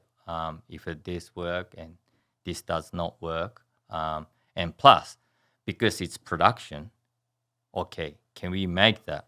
Like, well, sometimes you can't make it. So you have to stick with this sort of thing. And then that's the hard part because people go, oh, you should have went doing this. But it doesn't happen like that. You know, you're dealing with the big companies. The companies order that parts. I don't know how many they order, like what, say 4,000 parts or say 5,000 on that one particular parts. You know, it's just not, you know, sometimes if they can't produce that parts, we can't make it, the bike. So anyway, like first that when we were working on our bike, new 450s, obviously Brock's testing a little bit of our stuff as well. We had really good package, you know, like it's kind of a bit shame because that shootout 24, everybody said the frame was really good, but just the engine was lacking. But I want everyone to understand this. Like with the how the engine comes. Like I don't get to say, oh, you got to do this or that, because the engine guys just bring the engine, right? That if that engine performance is not there, what I did is like a little touch up. Mm. You know what I mean? Like a change header pipe or maybe change compression here and there, or you know what I mean? Like it's not just like, yeah, people say, oh, they should do this and that, but company has their way doing stuff. Yeah. So, at the end of the day, they say, well, Taka, you just don't stick, don't hop in there because it's not your business. And I say, okay, my part is to test the bike. But I say, if it's bad, I'll say bad. You know what I mean? Like, and then they hate to hear that. Yeah. They hate to hear it. Yeah. And then like, but I said, that's reality. Because I say, well, if they're going to hit the market, everybody going to go, oh, it's not that great. Well, out of that, I just have to best I can to, like, so our engine, okay, it's a little weak on the 24, but it's just I had to make it smooth to make it rideable. So at least, everyone say, oh, it's slow and here and there, but it's a rideable 450. But the guys who wants the aggressive stuff like a Yamaha, is okay. Our one's not aggressive like Yamaha, but we could have made it like that, but just that we can't produce that to production. Yeah. Yeah. Just be. Yeah, and it makes a lot of sense, right? Like you're trying to make a bike that is like rideable for the most amount of people, and like each company will have a different different strengths and weaknesses, because the Yamaha's super fast and super exciting, but that's like quite hard to manage. And like you even get good guys like Kiefer will be like, I'm trying to smooth it out, and I'm trying to so there's every manufacturer has a different way to go about producing a motorcycle. And I think that like the base technology that you've got to work with and the type of configuration of, like Kawasaki has a way they build their motors, and it's like year on year that they're making it a little bit better. Yamaha reverse head, it's a just radically different design, and then it evolves over time. Yeah. But, that's sometimes it's hard part, because factory team, they can do anything, right? Yeah. They can change anything. Yeah, I bet Febvre's 450 is not slow. Oh, yeah. It's not slow. Everyone think our standard one's like slow. Well, you're right. He's totally opposite. Well, I bet I haven't ridden the SR, but everyone says the SR is awesome. Yeah, it's just like a few minor changes. So that's I do that project, right? Because I do that production and SR and MXGP, but the SR but I think first year they came with KYB suspension. Yep. Yeah, and and so everyone, I even told Chris Kiefer the same. I'd tackle the suspension's pretty good. I said, thank you. Like it's good to get feedback from his level testing, and then year after we went to Showa because they wanted to do Showa, but the time frame that I have, not like everyone, like everyone thinks, oh, you got a month to test that thing. No. Try 1.5 days. I remember that. I remember when you were going through that process. Yeah. And you were saying that you only had such a short amount of time. Yeah. But you wanted to see how good they are, like, because they said, oh, the KYB stuff was so good. Well, at least I have to be that level. But when it hit the market, oh, the KYB one was better. Okay, Showa, but I didn't want to make excuses, because at the end of the day, it's my job, to make it better. But if we don't have enough time to test, it's impossible, Yeah. But I mean, manufacturer has their time frame. Yeah. Taka, this is it. And you're not getting a say over like how quickly those things can change. Like, so was the decision to go from KYB to Showa to do with Tomac? And like, was there any? Because I think I remember reading some stuff around that. I don't know. Like, I don't know that. You don't make those calls. Yeah, I don't make that call, so I don't know. But like, end of the day, whatever I have to get, say, they say, oh, you got to put that on and then make it better. Well, that's what I got to do, right? But because it's so hard sometimes, because American tracks and Japanese track is totally different, I mean, today, even at Glen Helen, that jump at the back was huge. Like, it was like, and even Paris yesterday, you don't have that kind of jump in Japan, Yeah. So like, for me to set it up, I'm going, how hard do I have to set this suspension up? Because, okay, if it's bottoming out with me, well, that's not going to be good. So I got to make it pretty stiff, Yeah. And then we have another test rod that's probably over 80 kilos. Long as he doesn't bottom out, I thought it would be cool. But then you still bring it here. It's too soft. Yeah. And then that's so hard thing about it, because the people who buys it, they don't want to, like, they say it's production on soft, but like we had a little bit of issue before they went on the market. I can't tell you that one, but just we had a little bit of suspension issue.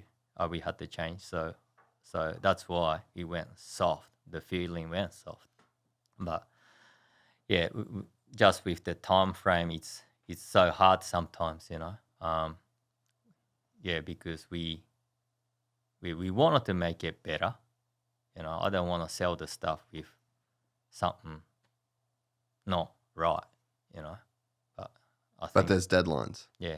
But end of the day, they makes decision. Yeah. So I can't do anything, But people text me or whatever. Oh, you should done this, should done that. I said it's not that simple. Do you remember what I always complain about? What's that? About what I've texted you that I don't like about Cowies? It's changed now. The front brake lever. I'm like, why are you always making like a samurai sword, bro? Hey, yeah. I think, who texted me that? Me. You text me too, but no. Did someone else? Yeah. Oh, dude, I get on that thing. I'm like, I hate this front brake. Who approved this thing? Hey? Yeah, well, it's not my approval, that's for sure. Yeah, but I think, did we change that from, because it's I think Brembo because now? it went to Brembo, yeah, it feels different. Yeah. Now I remember. Don Maeda texted me. Oh, did he? Hey, he goes, when you going to change that chopstick? Yeah. So, yeah, I remember that. I remember he said that. But it's the one other thing too, that Factory SR, the first time we brought out, the factory, so I can't remember, KYB one. Yeah. I couldn't get this thing out off bottom, like an engine thing.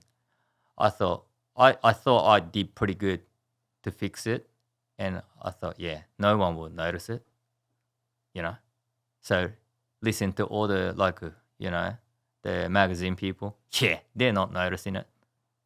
Oh, sweet. So you get on the Racer X, Chris Kiefer. Oh my God. He goes, the bottom end, it has a little flat spot. I just went, here we go. You thought you got away with it. Yeah, I thought. I was looking every one of them, and I said, oh yeah, I got away with it this time. I did good. And the next minute, Kiefer goes, oh, there's a little flat spot off bottom, but other than that, it's pretty good. And I'm just going, thanks, Kiefer. Oh, that's awesome. Yeah, he's great, eh? Yeah, he's good, eh? What he does. Yeah. Yeah, because I kind of text him sometimes and see what he thinks and stuff like that. But it's only him got that. So, really? Yeah. He'll love to hear that. Yeah, I mean that's what I mean. That's why he's got that his job, right? Yeah, 100%. You might remember Dr. Steve Andrews from episode 219. He's an orthopedic surgeon who's treated a lot of the riders that we've had on the show. Steve's company, Rig, is a sports medicine brand launching with 2 game-changing products, a pre-sport performance cream called Heat and a post-sport recovery gel called Cool. Think of Heat as an advanced muscle rub designed to improve muscle performance, endurance, and stamina. Cool, on the other hand, is a recovery gel that assists post-exercise recovery and relieves mild joint inflammation. Both products are ARTG listed, meaning that their benefits are backed by evidence, not hype. Many of us are familiar with the testing that goes into supplements that we eat and drink, but we often overlook the products that are applied to our skin. Transdermal absorption is when substances can pass through the skin, and that's why Rig has gone the extra mile, becoming one of the first brands in Australia to offer informed sports certified topical creams customized for athletes. You already know how important it is to be mindful of what you put into your body. Now it's time to be just as mindful of what you're applying to your skin. Steve and the team are committed to delivering quality products that aren't only for athletes, but anyone wanting to level up their performance and recovery. Check them out at rig.com.au and you can follow them on socials at rig.oz as well. And of course, when using Rig products, always read the label and follow the directions before use. Actually have this on my shoulder right now. So let's go back to this 24 Cowie, because I think that's like a really great example of, like, I think you guys made that bike a lot better. Yeah, then the older one for sure. So for 23 to 24, I'm not the kind of person that, I think when I rode it, I did swap shootout. Or the Kahia. At Kahia. Kahia. Yeah. So that was the first time I'd ridden it. And I'm not going to complain about a slower 450 motor. Not slower, but like a more easy to ride 450 motor, because like realistically that's what I need, you know? But when you put it up against like a KTM or Yamaha, it just becomes more of a noticeable difference. Oh, yeah. But dude, I could live with a cow. I tried to get one off you. You just wouldn't give me one. Hey? Yeah, you got to tell that to Cowie, right? Yeah. But I could have lived with that bike. You know, like the way that it handled, the new frame was so good. Like the feeling, it gave me so much positive feeling. And I appreciated the motor as well, because I just, and you put a pipe on it, an ignition, and it just changes completely. And everyone does that. Yeah. Anyway, even my Yamaha got a new pipe rocking up tomorrow for it. So it's like, no matter what bike you get, realistically, that's what you're doing. Yeah. So I kind of don't understand the criticism as much, but I guess when you're just going, this is a stock bike, this is what we're judging, that's I guess that's where it comes from. But like, sorry to change it a little bit. No, you're good. Even that frame, I mean, using Febvre's frame. Yes. At Trentino. Yeah. You talk about it. All the time. Yeah, you talk about it, right? Okay, that's a full factory frame. From that to go to production, that's another risk because it's a mold. That one's a full bullet and aluminium, right? So it's a totally different frame. Yeah. The feel's different. What you said, that frame. I think even Romain talks about that frame, you know? But we can't use that frame because it's expensive. So we go production. And it's like one off. Yeah, you got to build it every single one off. Yeah. I don't know how long that frame lasts. So it's only 15 hours or something. Yeah. Hey, it'll last me a while. Send me one. Last me forever, bro. Yeah, you know, that frame, what you said, it was good. Like, it was crazy, eh? That's like, I had to tell the guy who designed that frame, the engineer, you did good job, you know, because he did good job. Because for us to go to that frame, we did test quite a bit, you know, lot of frames. And for him to make a decision and changing the right way, you know, he did great. And then even like now, okay, Febvre's running standard frame as well. Really? Yeah. So Febvre's not running the billet frame anymore? No. Wow, so you guys got it that close. Yeah. That's amazing. Yeah. But like first day we tested with Romain end of that year. So that we brought that to 23. Yeah. So we did have to take production frame, Yeah. and you always get worried, right? Because he's one of the good guys who noticed fair bit. So okay, he did notice it, right? And then we have to change a little bit here and there, like the rigidity was, and then Did he want more rigidity or less? I will say, I think he said it was a bit hard. Yeah. Say like. Which makes sense. Yeah, because he said it's a bit rigid, and Yeah. then I said yes. So we try to change the different mounts and stuff, and then try to test it with him, and then we ended up changing a little bit of suspension setting, and then he said, he goes, it's pretty good, and then we go, oh, that's a good answer, because, Yeah. because you're looking at frames. I don't know how much it's worth. To example, right? If that frame's like say 50,000, how much the production frame? Yeah. Yeah, $1,000. Yeah. Yeah, So, for us to make it that close, I was actually nervous because, when he get to the mold stage, it's gonna get rigid anyway. So, when we got the production frame, we kind of thought, oh, this is close, Yeah. Close enough, Yeah. So when you guys are in the testing phase, so as you're working on this 24, so you basically have a 23, let's say you're starting to work on the frame. Yeah. You basically have like a 23 everything else, Yeah. but a 24 frame. Yeah, just bits and pieces different. So are you changing like top tubes first or? No, just the bottom part, So okay, the cradle is what's changing first. Different, yeah. And is that like a billet piece? Yes. So, okay, so you guys, so I'm just trying to like picture what a day for you is like at work. So you're driving to work, Yeah. you rock up to the track. What do you see?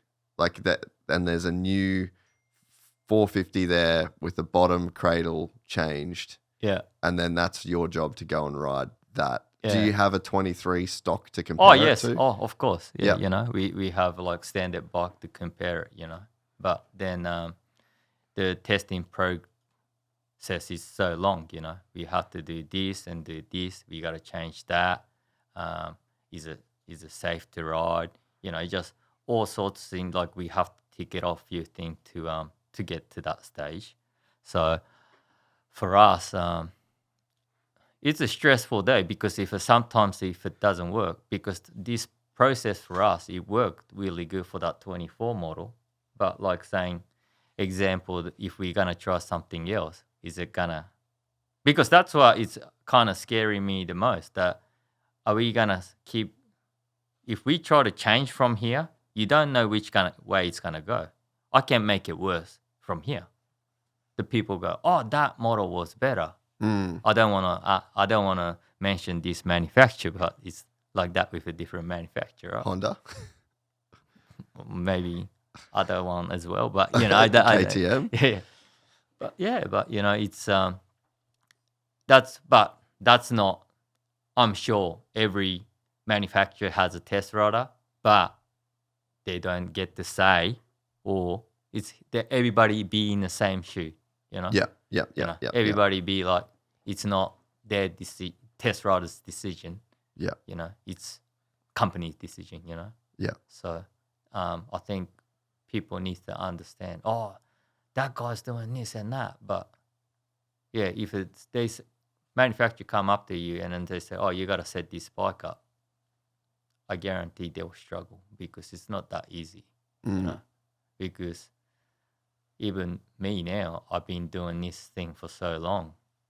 I still scratch my head sometimes, And some people, just because that worked in the past, it doesn't mean it's going to, Keep working. Yeah, keep working. Yeah. And then that's what's so hard about these engineers, even engine engineers who design the frame, either like all manufacturers.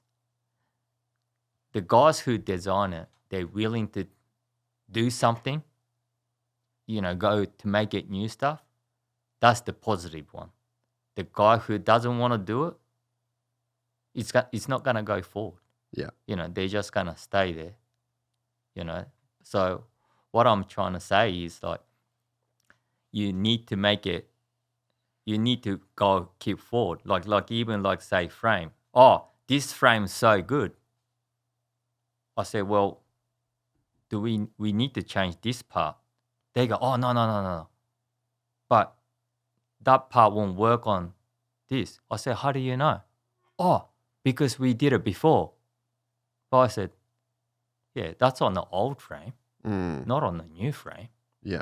You haven't even tested. Oh, but they go, oh, we know. How do you know? You haven't done it. Like stuff like that. The way they think, the people that think they know everything, they don't, because they don't, right? Yeah. How many of the engineers that are like, let's say, building the design, like designing the new parts, new motor, new frame for Kawasaki, how many of those guys ride? Like, so where do They don't ride. Really? They don't ride. So that's what I mean. Like the people who design the, say, engine, right? They said, oh, this got this much power or whatever. Sometimes you don't feel anything. I mean, for us, Yep. I said, this is unrideable. And then they go, oh, that's weird because we got this such and such horsepower. I go, yeah, with that horsepower, you probably got like, say, Febvre or Eli Tomac, I can't ride it. You reckon normal people can handle that power on the 450? I go, I don't think so. But they just keep looking at the numbers. Yeah. If the number's high, they go, oh, so good. And then when we say, oh, if that doesn't work, they go, what are you talking about? And end of the day, well, if you think the numbers right on the computer, you don't need a fucking test rider. Yeah. Go and make it your own bike. Yeah. Build it on the dyno, put it on, even the frame. They design it, whack the engine in, go riding. No advice. What people's gonna say, they're not gonna make it able to, build good bikes. Yeah. I'm telling the right way to make it better because this is another weird thing. Like motocross, okay, I mean America has supercross, but you know how when motocross you have like all different condition, right? Yeah. Say like if it rain, you got a mud, you got a dry hard pack, and then you got like Europe, like that, those deep sand track with the heaps of rut. For me, most important thing designing this frame was to be ride on decent on any condition. Yeah. Because that's it's all about. Okay, our bike is good in dry, but it's shit in mud.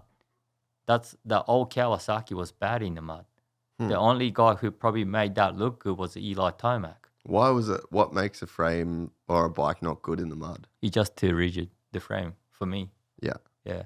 That's what I thought when I went to Kawasaki. I said we need to change that because that's the next generation, like why did they design frame, But, I was at Honda. So, I'm not saying that I stole the idea, but I mean, that's how you got to try to learn from it, right? But yeah, where they did good, when I went to Kawasaki, I tried to make it different because. So Honda went a bit softer over the time that you were at Honda, you think? Yeah, but I don't want to tell these too much to the people but like I think KTM was a little bit ahead of everyone. Yeah. And then everyone was saying that because it's a steel frame. I said, no, it's not. I said, it's not the steel frame. I think it's just why they designed the frame. And then they go like the engineers back then, like they were telling me, oh no, it's the steel frame. Okay, I said okay, but I mentioned to them, well, when I rode two strokes, was the aluminium frame. Okay, the engine's weight's different here and there, but was still good in the mud. Mm-hmm. I said, what was that? Yeah, you go back to like the 02, 03, 04 CR250 frames. Yeah. And they're just beautiful. Yeah. But saying that, Jason, I had full factory frame in that 2004 and 5. That frame was like ridiculous. I probably like, okay, I didn't win so many races with it, but that was a good bike to ride, you know. Handling wise, if I can go to the mud or hard pack somewhere slick, is still that you know what bike was gonna do, you know. Yeah. So, yeah. Yeah, so it's everything like that they need to understand, like with the how they design the frame or like how they do stuff, like especially these manufacturer guys. Yeah. So you think it's a bit of a myth that it's soft, the KTM's soft because it's steel? Because they went to the new generation and it was rigid as fuck. It took like 15 hours to make that frame even feel good. Yeah, I can't remember which year, Jase, but I think it was 24. Yeah, okay, yeah. Or 23. The rigid ones, right? But yeah, 23. I'm thinking that I remember I rode once back in 17 or 18, the KTM. Yeah, they were beautiful. Yeah, dude. they were good. Beautiful. I can't remember what model was it. Maybe it was 17 or 18. And then like that chassis was awesome. And then even the power was good, you know. The power was like torquey. Yeah, it was. That's what I mean. Like you want good torquey motor. Like I mean, Yamaha now that it's a bit aggressive now these days. But was it 2022 model? I think they were pretty good. Yeah. Just everybody has a different character. But I mean, I have my way. Think is the best way to make it. But end of the day, like if they don't willing to work with me, the engineers. Like, I could have got Cowie #1 shootout, but like, I can't say that to them now. I guarantee half the people work at Kawasaki. If they went to that direction, we would have killed it. And what would you have wanted different? The engine. Yeah, just to make it a bit faster. No, actually, more torqueier. Like Yamaha or KTM, you know. Yeah. But just the time frame and stuff like that, you know. So what would you have to change on the production bike to make it torqueier? I can't say that because I know what we need to fix. Okay. I think half even the race team people knows what to fix. Okay. Yeah. So we know, but just But to put it into production is a totally different thing. Yeah. Yes. And then obviously the time frame and can we get that part? Can we use this? Can we not? And then like, you know, where that part's gonna fit in now, you know, because then you have to change the whole, you know, the way they design. Now we have to change, say, the pipe or, you know, it's a big moving thing. Yeah. So, you know, like that's what I mean, like the factory teams and you know, factory team like now, because if we didn't have a good base, they would have struggled. Yeah, you know, that's why I really concentrate on production to make it pretty decent, and then once they get to the factory team, they know how to adjust it. You know. Yeah. But I think I seen which one was it? Ivan Tedesco one. Yep. When he mentioned 08. It was better stock factory. The factory. You know what I mean? Like just because it's factory, it doesn't mean it's gonna work. You know, like people like that's that triple clamp talk we just talked about before, like triple clamp or whatever. Just because it's factory fork, if you can't set them up like those factory forks, it's the same with standard. Yeah, probably worse. Yeah, that's what I mean. Yeah. And then people go, oh, those A-kit, Showa A-kit or KYB, kit suspension. To be honest, these days they're pretty much the same as stock. Yeah. Well, so I got Ross at Enzo Yeah. is doing some suspension for my Yamaha. Yeah. And even he's saying, apart from, so he gets all the Kashima stuff done and the seals. Yeah. But he's like, dude, the internals are basically the same. Yeah, it's basically stock. It's crazy. Yeah. And that's how good the stock stuff's gotten these days. Yeah. Like even now, like I tell factory shower guys, like, you know, because I test for them as well, right? So I go there and test, and like if sometimes when I'm racing this year as well, one of the rounds on I have to test few stuff, like we testing suspension and maybe tires or whatever. Like it's weird, like we try to set it up the factory suspension. Okay, I'm not going there and win anyway, but like try to set it up. I'm struggling, you know. And then we get the stock stuff. We do the stock stuff. I said, man, stock stuff's better. The one suspension costs nearly like 30, 40 grand a fork. Stock stuff's $1,000. That's better. Like, that's what I mean. There's a lot of suspension technician out there, you know, like to do suspension. Like if you can get the right technician for you, you can make it standard stuff pretty good. You don't need this flashy factory A kit, you know. I mean, like it's nice, but as a performance wise, these stock stuff nowadays it's pretty good, you know. Yeah. No, I completely agree. We rode the other day at Parla. Oh yeah. And there's a tabletop on the vet track. Oh, and, okay. and you used to have a 180 U-turn before it, and then you'd have to like seat bounce it. Yeah. And now there's a big fast sweeper. Yeah. And I jumped it the other day completely to flat, both wheels flat, landed in between that and the next jump, and I'm in the air being like, fuck. Didn't even bottom the suspension out. Oh, okay. Couldn't believe how, like, I was preparing, my wrist rolled like I was almost like my hand blew off. Yeah. Couldn't believe it, how good it actually dealt with that impact. Yeah, well, if it was a stock stuff, you would have been gone, right? No, that was the stock stuff. Yeah? Yeah. Oh, okay. I was like, dude, crazy how good that it was. Yeah, but I guess Yamaha does set up suspension pretty well, I guess, you know. Yeah. Yeah, the stock stuff. Yeah, but I think like it just it goes to what you're saying about just how good stock suspension can be these days. Yeah. And all I've done to that is put in Kiefer's clickers that he recommends on his website. That's literally all I did. Okay, yeah, because that's what I mean. He has so much knowledge with the other manufacturer bike as well, because he does a lot of stuff, right? Yeah. So how long were you working on the 24? How long was that project in the works, and how long are you actively testing on a bike like that? what year that Brock said he mentioned that he came, I think was he mentioned to swap moto stuff. I think was 2 years, I think.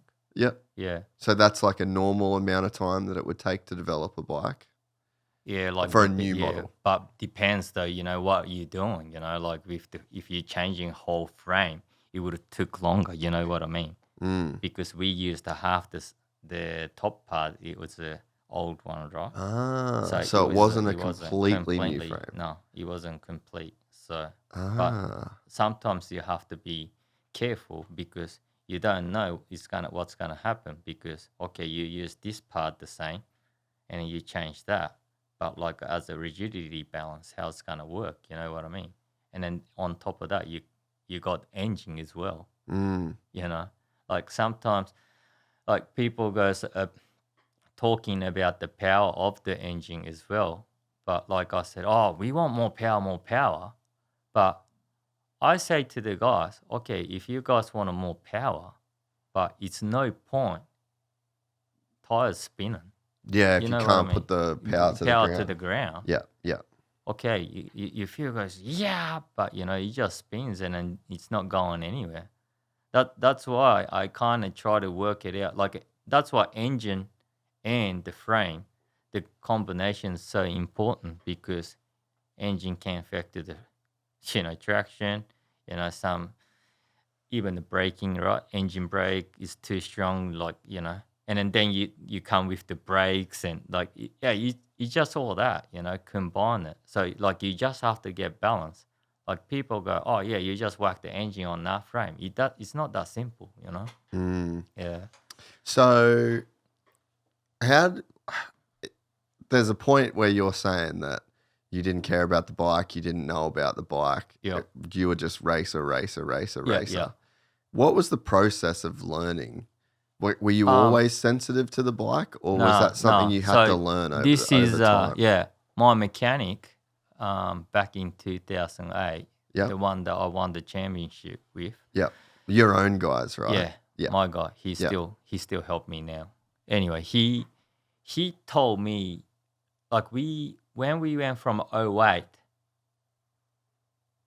to 09, they changed the model, like the 250. That's when it went to Carby EFI, wasn't it? No, that's just Carby, but they changed the frame. Okay. So it's a different frame.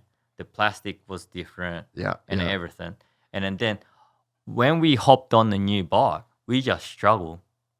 I was crashing everywhere, just front ends wash. Every time I was winning, but I just crash. Yeah. And I'm going, oh, that's weird. And then my mechanic goes, oh, let's try a triple clamp. So, now, you're changing offset, he goes, is it either fix the problem? And okay, the standard one was, I think back then was 22. Yeah. And then we went to 24. And I said, man, that feel a lot comfortable with 24. So my mechanic goes, oh, let's change the bearing laces, change the angle of it. And then, okay, we changed the bearing laces, so we kicked out. And then after we kicking out, we went another 22, 20, 22.5, 23, 23.5, 24. So then when you get to that level, you go, okay, sometimes you don't find anything. But I ended up going 23.5 offset with 0.25 kicked out. That was the best front end feel. And then plus, back then, I couldn't get a good traction on the Kawasaki. The rear end was sliding everywhere. And then my mechanic just goes, hey, let's try just whacking like a 08 swing arm. And I just went, why 08? Why do we do swing arm? He goes, it might help. If we don't do it, we never know, right? So we whacked the 08 swing arm. 1.5 seconds quicker, straight up. I said, just the swinger. And track was, done because, Stanmore. This was at Stanmore? Yeah, Stanmore. I was testing out Stanmore with my mechanic. Wow. Yeah. So. That's a very small track to make 1.5 seconds.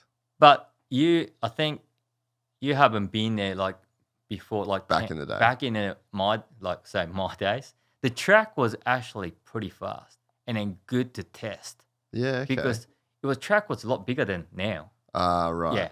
Yeah, and a lot faster too back then. It was 50 wide open on the 250. Really? That finish straight? Yeah. You went big sweeper and then they went all the way. Yeah. To the back straight. Yeah. It's tapped out on 250.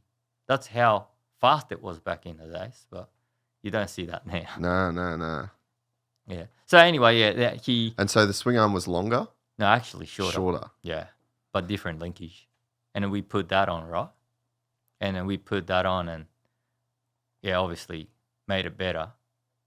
And then I was using that 08 swing arm till 2015.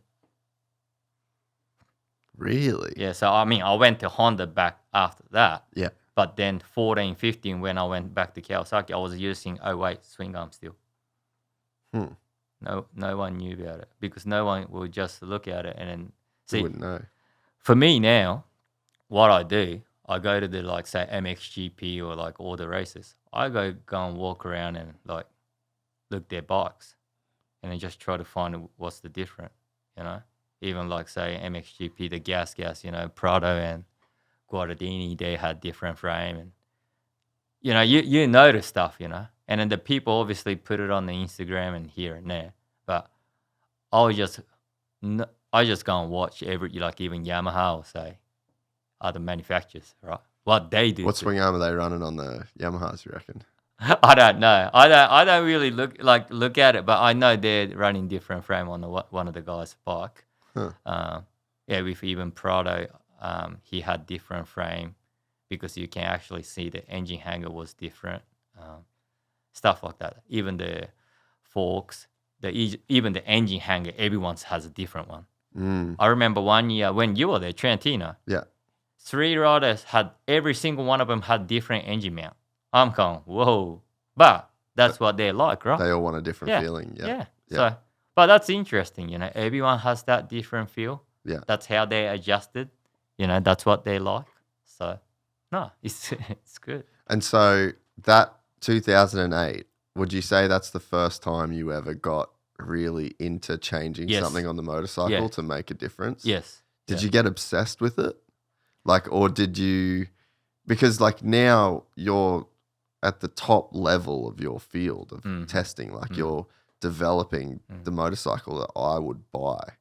That's the peak. Yeah. So you went from not giving a fuck to being one of the best. You know what I mean? Yeah. So it's how does that process develop? Well, I just looked. I was back then, like the way the triple clamp bolted was different because I had a different way the bolter was different, and then I ended up using a different triple clamp. It made the bike feel, it doesn't turn and stuff like that. So I learned from 08, 09, I start doing all sorts of stuff. Oh, that can make it different. That bolt, titanium bolt or not titanium bolt, you start to pick. Either way, you don't understand. If it didn't make difference, it didn't make difference. But that's what you have. And when you become a test rider, you just have to be honest. If you don't feel anything, you don't feel anything. You know what I mean? People try to make out of it. Or if they change that, they think that they should say something. But if you can't feel anything, even myself now, if we try to change something pretty decent, and I said, I can't feel anything, and then they just look at you, and then other rider who rides, this is so much different here and there. But I say this to everyone, everyone's different. I say, well, you're not gonna be 100% right. I'm not gonna be 100% right. But when you make these bikes, production bike, you have to get a comment from everybody.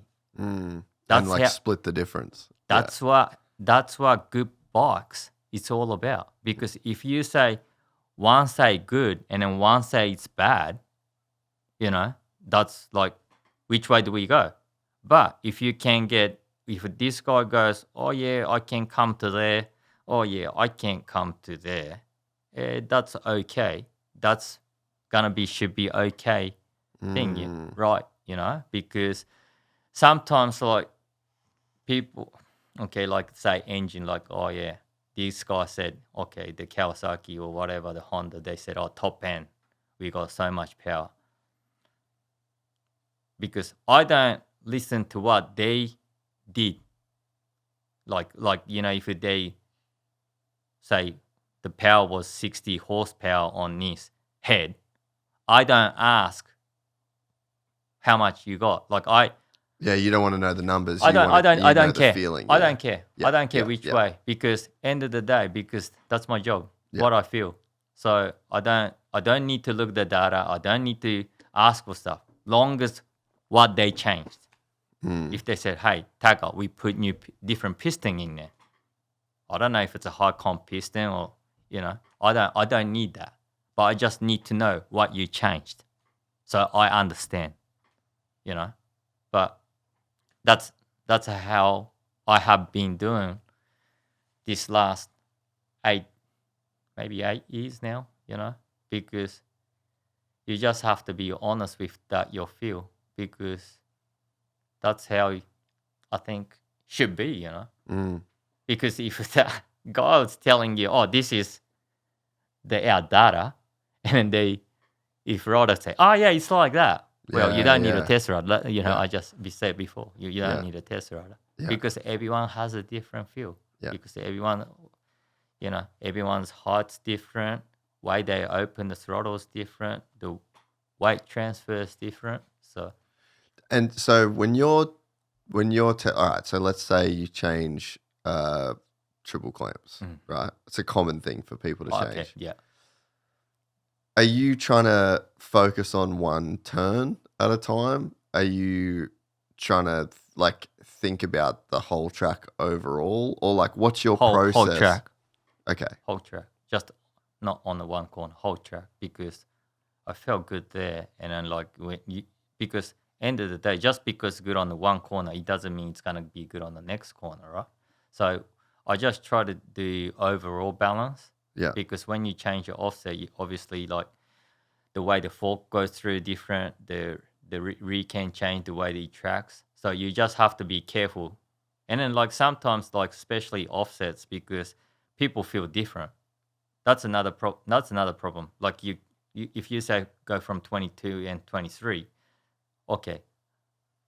I say if I feel stable, the other guy said is twitchy. But, okay, who's right? You don't know. But out of, say, 6 guys who ride it, stable, if I say out of 6, 5 of them says it's stable, well, it must be stable then. You know what I mean? I just don't, end of the day, I don't make it my decision by myself, because, okay, I'm in charge with this 450 bike. But end of the day, I just let everyone who rides it and then get the comment, and then they said, oh, that's bad, that's good, and then you just have to try to figure it out one by one, because you can't do it with one hit, because they won't do it, And so I guess I'm trying to figure out how to be a better test rider in a sense. So the other day at Parla, there was one turn. There was only one spot really on the track where I was I felt, okay, my bike is negative here. There was a big bowl turn and then a lot of acceleration bumps, but the bike was under load. I was able to be full throttle out of this turn. Yeah. And it felt like the rear shock was it wasn't rebounding fast enough. So it was just it just stayed low, and it was had this harsh. No absorption. Yeah. So I had this harsh feeling. So then I was okay, I'm going to go 2 clicks open on the rebound to try and free up that feeling. So it's is that the way that you should approach it, or should you be more whole? Because at least then I was okay, I know at least I could feel a difference in this particular turn. And in the one section. Yeah. But once you start, this is another problem with the guys has a problem with this, try to set the bike up, because they only worry about that one section. Yeah. You know what I mean? People who race the races, motocross races, oh, it's all good everywhere. But here it's yeah. The guys who start worrying that part, that's a nightmare, because he's only thinking about that, right? But end of the day, he said, well, I mean, you're not racing, so this is different. Yeah. If you're racing, well, don't go through that line. Because you got 18 corners, right? You're only talking about one corner. Yeah. Well, go to outside or inside and then cut that bump or whatever, Yeah. That's what I said. Well, I think one of the guys said to me, one of the tester, he goes, oh, yeah, I just don't feel good there, just I'm always getting kicked and here and there. But is it just that section? He goes, yeah, I just don't like it. When you go there, when I seeing his line, is a big rock with the bump sticking out. I said, okay, are you just going in there accidentally, or are you just try to look? Oh, no. I just went through there and I just don't like it. And I said, are you testing here, or you just thinking that way you wanted to have? Yeah. We testing this production bike here. We're not testing for you. Yeah. You Yeah. know what I mean? You Yeah. just need to understand. But like example, like what you said, like because you don't race, when you say as that, I would have did the suspension straight up. But did you feel other section is okay for you? Well, so that's what I'm thinking. Like, because I'm like, oh, I can feel it there. Mm-hmm. So it's like I'm wondering if it's happening in other places, but I'm just not as sensitive to it. Mm-hmm. So then I'm like, if I make it a bit better there, Yeah. what will it do on the rest of the track? And so I opened the rebound a little bit, Yeah.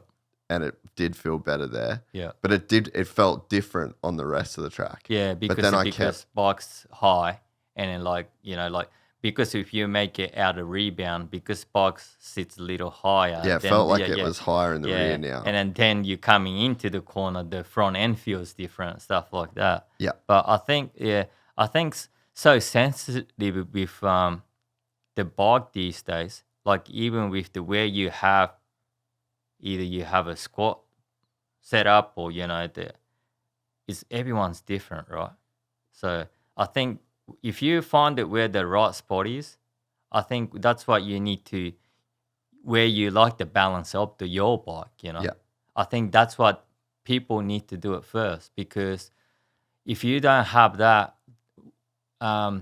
setup that you like, you can get lost pretty easy, Yeah. Because that's what I even like now, like all the fast guys top guys who rides our bikes, like what I said, everyone's so different. But you just, end of the day, you need to find what he likes and what he said about the heights and when coming in, because I think even like Febvre and that, they'd probably say the same thing. Oh, just there kicking and there and there, But because he's a racer, he just changed the line, Yeah. He will never go there the next lap. He will just recover it. Or, he just go, oh yeah, I'll just go there and just Deal with it. They deal with it, Yeah. know. But the few of them, they don't. They just, once they get into their head, they just stay there. Yeah. Yeah. So how should a rider, all right, let's say you get a brand new bike. So someone listened to this podcast just today. Yeah. They went and bought a new 2025 KX450F. Yeah. How do they set their balance for them? Like, what should you look for to figure out the balance? And like, what do you change first to get your balance? Well, they measure the sag and stuff, right? And then like, depends on their weight, I think our based... Let's say they're perfect weight for the stock bike. I would say, I think it's 75. You know what I mean? That's me. Perfect. But it's so hard because sometimes half the guy who buys a 450 is a bit older guy who little bit more weight lately, I think. I don't, yeah. But, are you just saying that American people are fat? Is that what you're saying? No, I'm not saying that. But, what? Sounds like it. But you know how, I'm a lot lighter than, like, you guys, like, say, Western guys has more bigger. I'm not saying fat. But you keep bringing me chocolate, bro. Of course I'm going to be fat. But like everyone's a lot taller and stuff, right? Yeah. That's what, like, when you say the balance, our bike, to be honest, I don't want to have it too high on the rear, because I want to have it either neutral or a little bit lower. That's how I like to have them set it up, because okay, people say our fork's too soft and here and there, but it's just that when we do stuff, sometimes it's out of time, okay, we need to change it. Oh, we can't do it. Oh, what do we do? Oh, the one the clicker's in. That's only what we can do. Like in that, because that production process, this is more last suspension test that we can change something. Once we think, oh, no, it's too soft. Yeah. can we go like a harder on spring? They go, no. No, it's ordered. It's Parts are ordered. ordered. Yeah, part is done. Yeah. So, but I would say like the little bit row on the rear. But I think when they said, oh, no, if we do that, like rear goes through, they just have to want to click us in, because that's how, we set it up for 75 kilos. That's I guess it's a baseline. Yeah. But yeah, I said to them, I think we might be have to. That's what the factory edition is a little bit harder. Yeah. Because you had a bit more time to. Not figure it out, but that's what. You take a bit of the feedback and then you wanted to have, like, it was funny because that factory edition, they said, oh, it was so much better. It's not much different. It's not like, I think it's only like one shim or something. Really? It's not big difference. But like people go, oh, they should brought that to the production.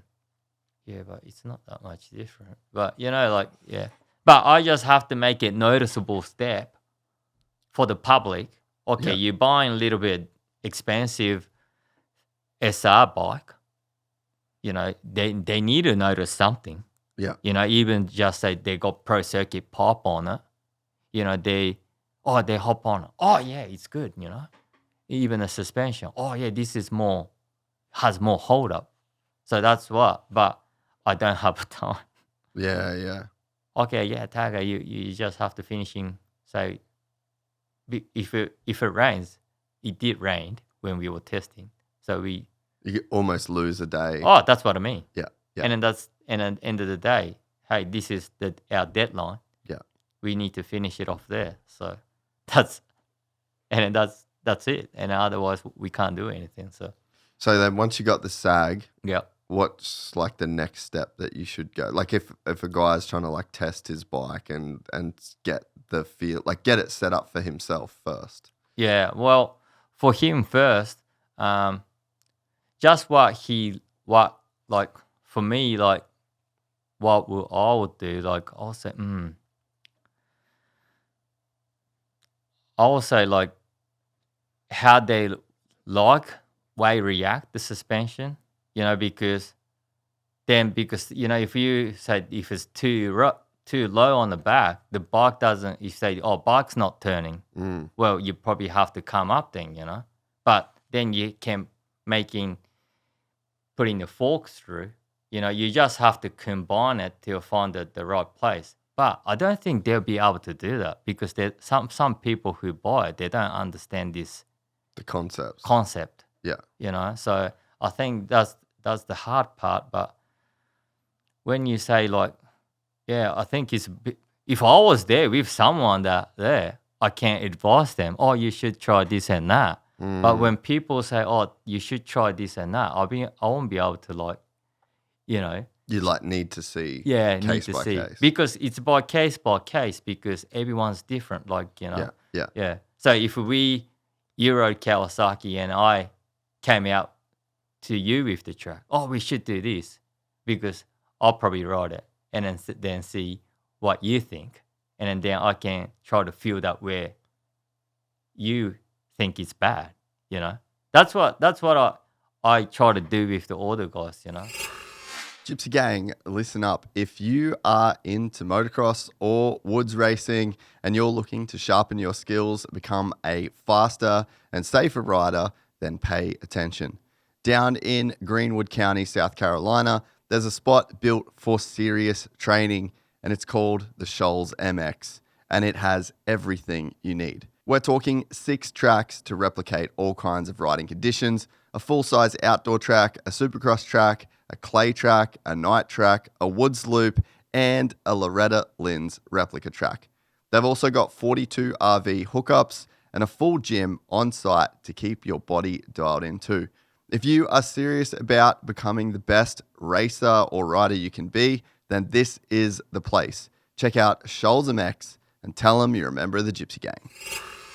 Yeah, so that would be my next question. So when you're going to Europe and you're working with Romain, and he's got his setting, you fly in, you're watching him ride the bike, you're getting his feedback, and then you're riding the bike. and then you're trying to bring the two perspectives together. Is that how it kind of works? Yeah, but I think Romain, I know what he likes now.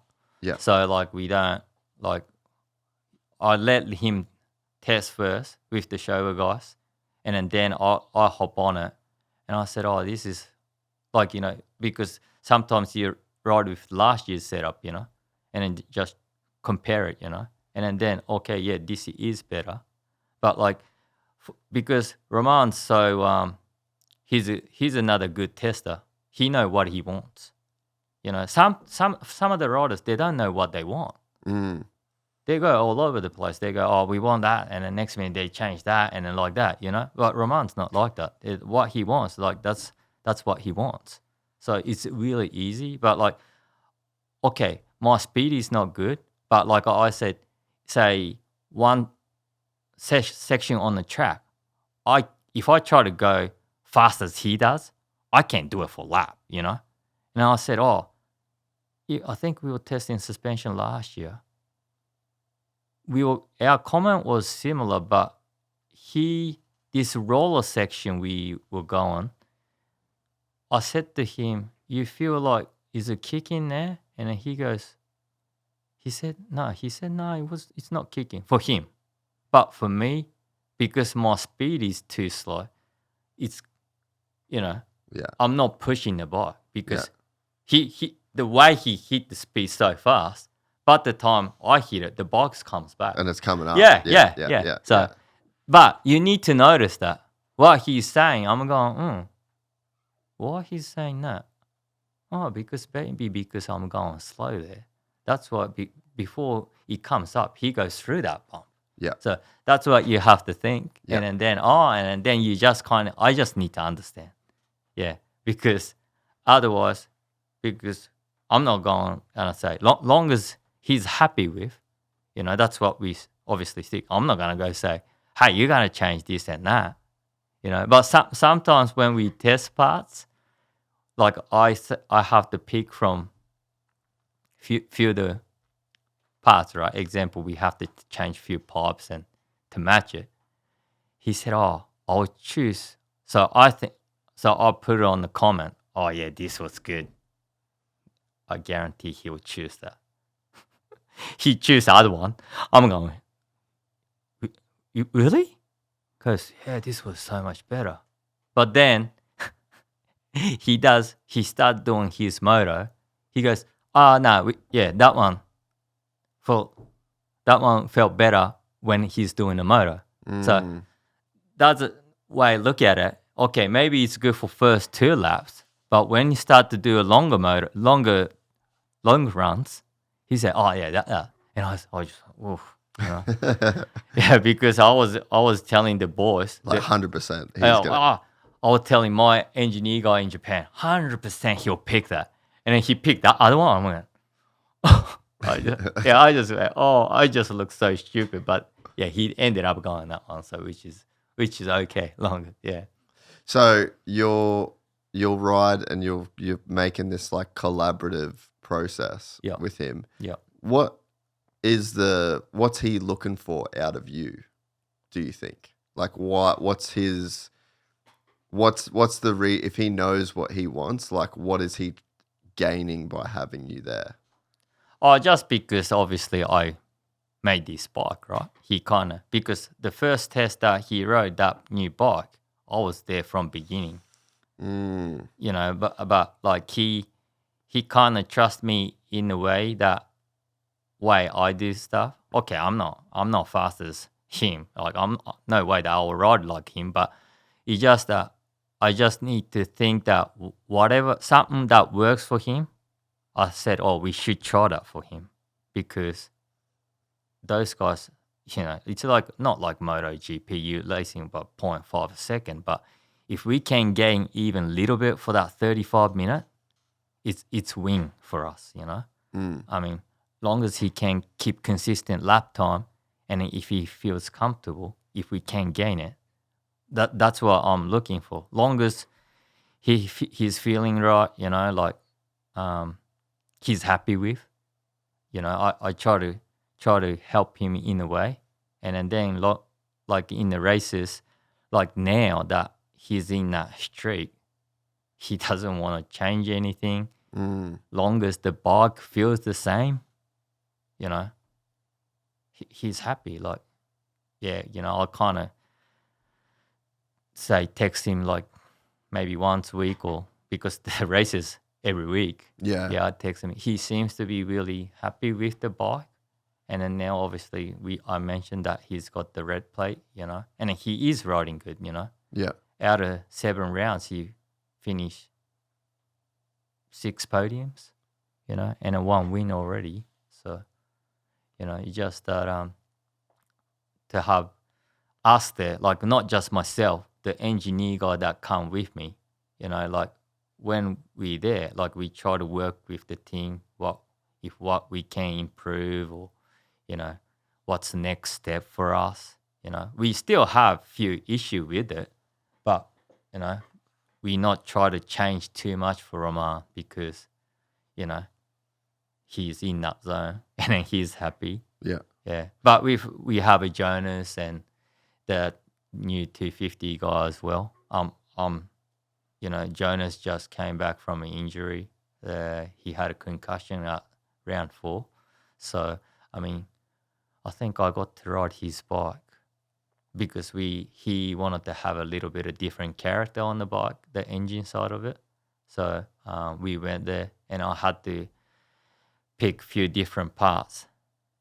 I thought it's going to work for him. But then the first day we went test, he couldn't notice any difference. And I'm going, I said, I can't believe that. But the track was so fast, he wasn't using that part. Yeah, he wasn't using any of the power. It was just all wide open. Yeah. Say not wide open. Where he was asking for, when you look at the data, he was asking for this part, but he was already using this part. So then we went to the next day. We went to the different track. Then he felt it that, so he did choose that setup because I was going, oh man, okay. I didn't test out the deep sand because these tracks over there are so gnarly. I just wanted to go to some hard pack so I can notice that power, so I can understand as well. So we went to hard pack and then tested.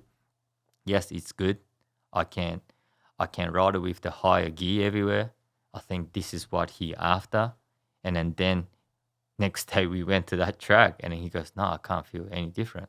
And then by the engineer guy, he said, oh, he's not using that part, Taka, because the track's so fast. He's not even there. So we went to Lommel next day because We're using all of the power. Yeah. Lommel was a little bit slower than that track the day before we went. So he noticed straight away. He said this was so much easy to ride now.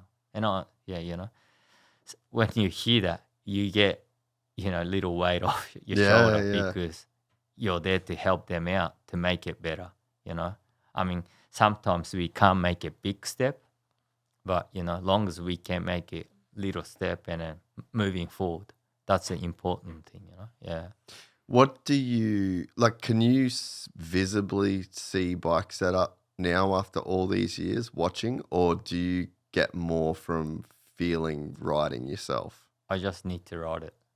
Just watching things is just different because the rider, when you're watching, you say, oh, if you tell the rider, oh, does it doing this? No. And I'm going, okay. You know, like it's totally different answer you get from them. I'm going, oh. But like when you get to ride their bikes, you actually know with the feel. But I'm going riding it and I'm going, oh, I feel a little bit harsh here or like suspension hard there. But they don't care. They like how they are. That, you know, that's their style. But I'm going, well, long as sometimes I go, well, if I feel that's not gonna work, I'll tell them that's not gonna work. I don't care if I'm 20 seconds slower. I know that's not gonna work. You know, like I told you about the rigidity stuff before. If I notice straight away, I don't care if it's Romain or like Prado or whatever. I'll tell them straight away, this is off. You know, end of the day, they need to try it, and if they think it's better or not, they can make a decision. And then they said, no. This rigidity balance is good. Well, I said, well, use that. But for me, we build it from ground up. I think what works and what doesn't, I know, especially on that bike now. I think I can Yeah, you can tell. yeah, that's another strong point for me at Cowie, just because I know to change what will make does that. Yeah. So it's a kind of, it's in a way doing it. It's fun because if we change that part, we will make like this, and then if we put the different triple clamp there, and then we're gonna do this. So it's good. Do you like? Do you find more enjoyment in the suspension or the motor part? I would say suspension, more of the chassis parts actually. Okay. Yeah, but that's a hard question, I guess. If we had a more torquey more motor, when you ride it long runs, when you have a torquey motor, you don't get tired so much, because you lug it, you're just being lazy, it goes brr, brr, it's so easy. But when you have an engine, you keep going, you get so tired so quick, Yeah. Especially those 450s, Mm-hmm. They're fast, Wild bit of gear. Yeah. Some guys say stock bike is slow, right? Too slow. Yeah, they're slow. too slow, bro. So yeah, you like the chassis parts. Yeah. When you're changing engine mounts, Yeah. right? So I feel like some stuff I can tell a big difference. Yeah. Like I did a shootout with Kiefer one day. Yeah.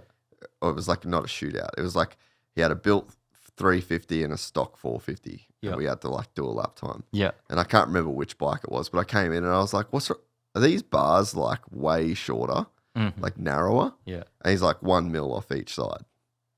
Oh, But okay. to me, it was almost unrideable to Yeah. go back. And I was like, no, bro, this feels whack, dude.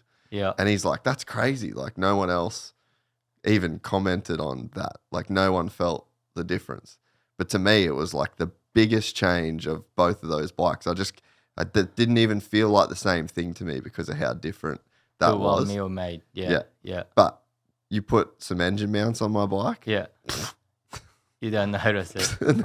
I'm like, how would I even tell? Where would I look to tell? But I think that's how you feel, though. Yes, you're good at it. That department, that cockpit department.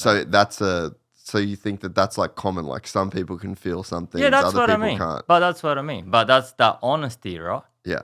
If you're my test rider, oh man, handlebars short. If you say that, oh really? If I didn't notice it, and we change engine hangers, oh man, this bike doesn't even turn. I didn't notice that. It's totally opposite. Yeah. So it's common. Yeah, then. common. It's common. But especially the engine hangers, because Kawasaki has an optional one. It does, doesn't it? Yeah. And then that's we made that. So Mitch rode for us. He had tilted one. It actually gives you more feel on the rear. The track, but we made that hangers to make. We were testing that hangers, and then we going, oh, we should take this to MXGP. I knew it's not gonna work for Febvre because way he sets his bike up, he wants to have a good feel and then wanted to turn it, But with Mitch was totally different. So I said to one of the engineers, we should take this and to let him try it, and then he did. And he came back after 3. That's so much better. And I'm going, oh, okay. That suit Mitch, But I have to look at it. Oh, it might be it's not going to work for this rider, but it might work for that guy. Yeah. But so you can actually, and then that's actually good parts to play around with. because it does change the whole character of the bike. Yeah. So I've got those FCP mounts on my Yeah. Yamaha, Yeah. and I actually would like to try and feel it because like I put them on and the bike feels good. I'm just like, yeah, this is sweet. But I would like to back it. But where do you feel engine hangers and mounts the most? Like if I was to, if we went out to the track and you changed it, you'd be like, think about this, concentrate on this. This is where you should feel it. Why you coming into the corners, even in the corners, you know, like, but depends that FCP, did you say? Yeah. They had a hole in there. They have a hole in that engine hanger. Let me find a picture of mine because I got them on mine. Yeah, those holes make it fair bit of difference. You see those few of the riders have like so many holes, and you know, a few of them just have no holes and stuff like that. Yeah. Yeah, that's how people make it do it so they can notice it, you know. And so it should feel like, what would it feel like in the, oh yeah, here we go. Yeah, that's it there. Yeah, it's got the holes in it. Yeah. Yeah. So how should it feel in the, or like what's the feeling you would feel? That'll probably help the turning side of it. In what way? Corner. So it'll just make it like easier, Feel lighter. lighter. Yeah. If you put that hole, like say FCP or whatever, they put it with no hole, you probably notice the difference straight away, because that's what we play around with too. Yeah, 2 and 4 mil doesn't make this difference. That 6 mil makes difference. You know what I mean? Because that's what we try, right? You do 2, 4, the hole start it with small, and then you drill another hole to 4 mil. Oh, okay, 4 mil makes the difference. 6, 9 day. You know what I mean? And then plus depends where you drill the hole as well. You know what I mean? So that's another hard part, because if you're drilling hole everywhere, like most people has no idea. So like some people just copy, like on a couple of years ago, I remember Pro Circuit was having 3 holes. One of the Japanese rider, I looked at it, he's got 3 holes. What are you doing? Oh, Pro Circuit's doing it, so I'm doing it. Any different? Oh, I can't notice anything. But I guarantee it makes difference, because if that many holes. Yeah. But this guy, I knew he didn't know. Yeah, because that's one that I struggle to feel. But then if I put races in, so the FCP, he makes the races. Oh, yeah.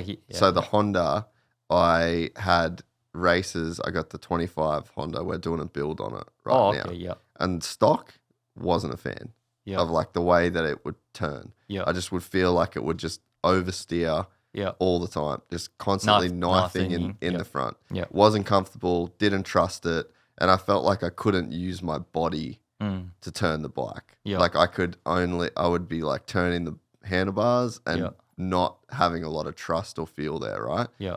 The races went in, I think it was like a 4 mil difference at the front wheel.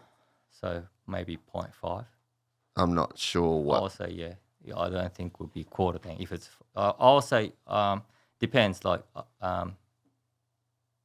because we do play around with it there as well. So yeah. But that I could feel like that. Huge difference. Completely changed the bike for me in a positive way. Yeah, made the whole bike feel better. More stable. Yeah. Yep. And it made it turn better because I could use my body more. You know what I mean? Like I could lean more. And because I you felt can like trust the motor on the front. Yes. Yeah.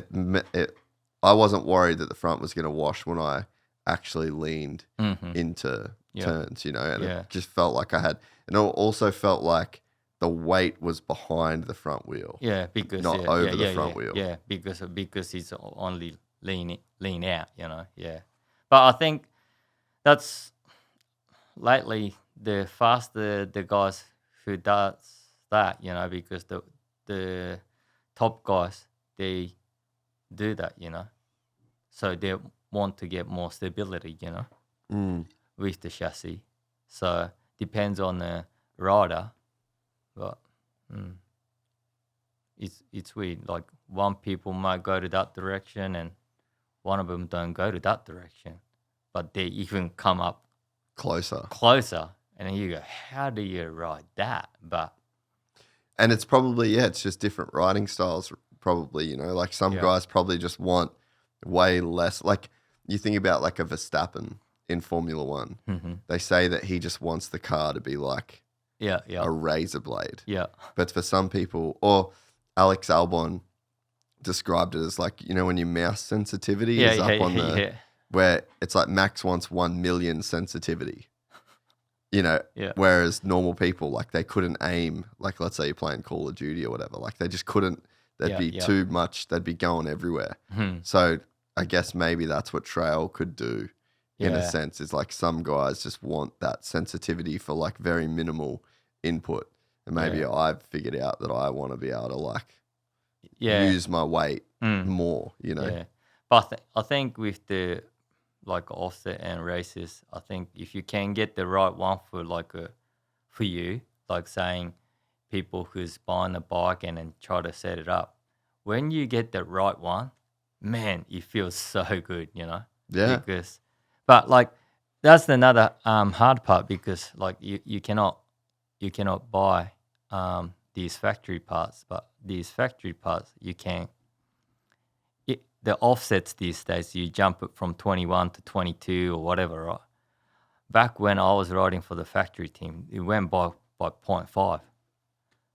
And then people go, the 0.5 doesn't make any difference. Yeah, it does. I mean, okay, it probably not for everybody, but for me, it did make difference, It was very sensitive. And then I mentioned to you before, kicked it out with bearing laces. And then they did make a difference with 0.5.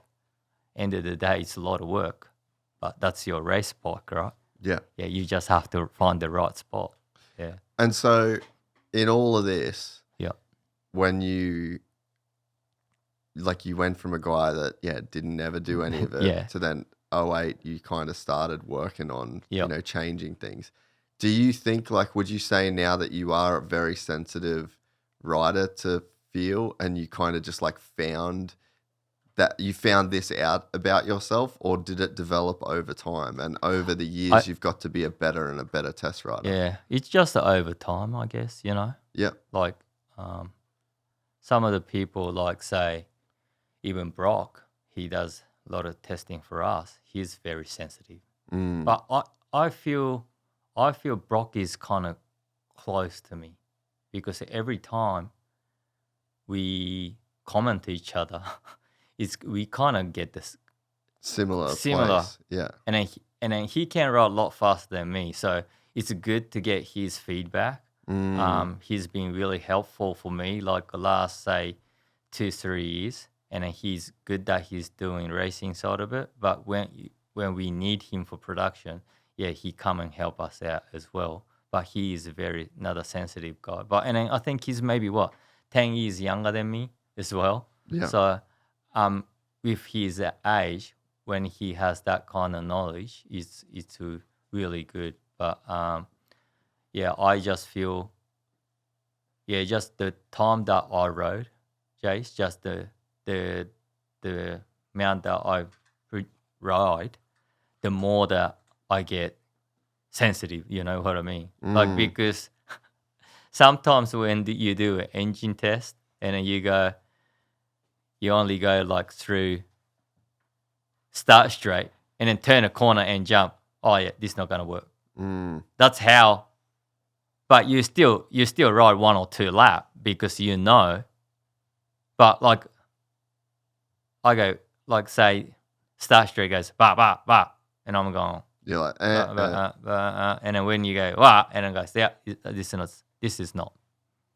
And then now that all the engineers in Japan, that half of them who comes, they can't even tell if I like it or not. Really? Yeah. They said, soon as I go out, by the time I come, the track we tested, like it's a hill. So I go back at the mountain and come back. But at the time I come back, they know I like it or not. Just the way I guess reacted or way I ride.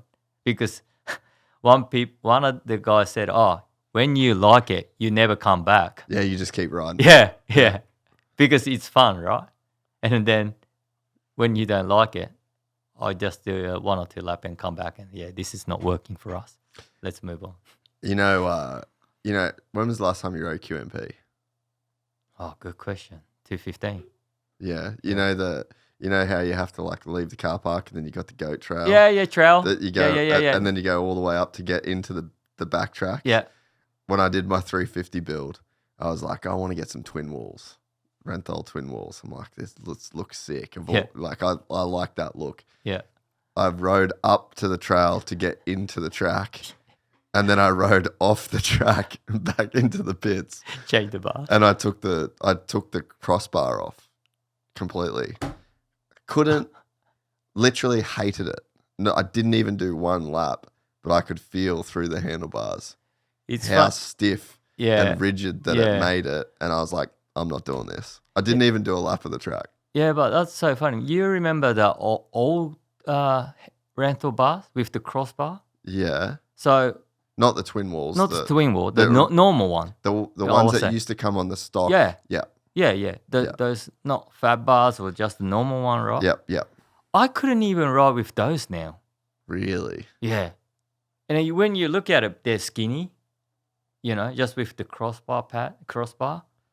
I put it on, like I just went, this is an old school. It might be, maybe we can't find something. No, I remember my 04 Honda, the CRF 250 had those bars. They were just the stock that came on all the Hondas back in the day. Yeah, and it just felt so weird. I tried to ride it with it, and I just couldn't ride it. And I can't believe it, But now that you can even have a rubber mounted, but you've seen that, like I think it was an X-Trig or someone has is a gel sort of. Yeah, I've got them on my 450. Oh, okay. Yeah, the PHDS mounts, I think they're called. Yeah, I think so. Yeah. I think the Euro guys was testing that. MXGP was testing that once. So I mean, I didn't notice that much difference, to be honest. That's another thing. I didn't notice it too much. I'm not really picky about that part of it, but somewhere else I am. We're very picky.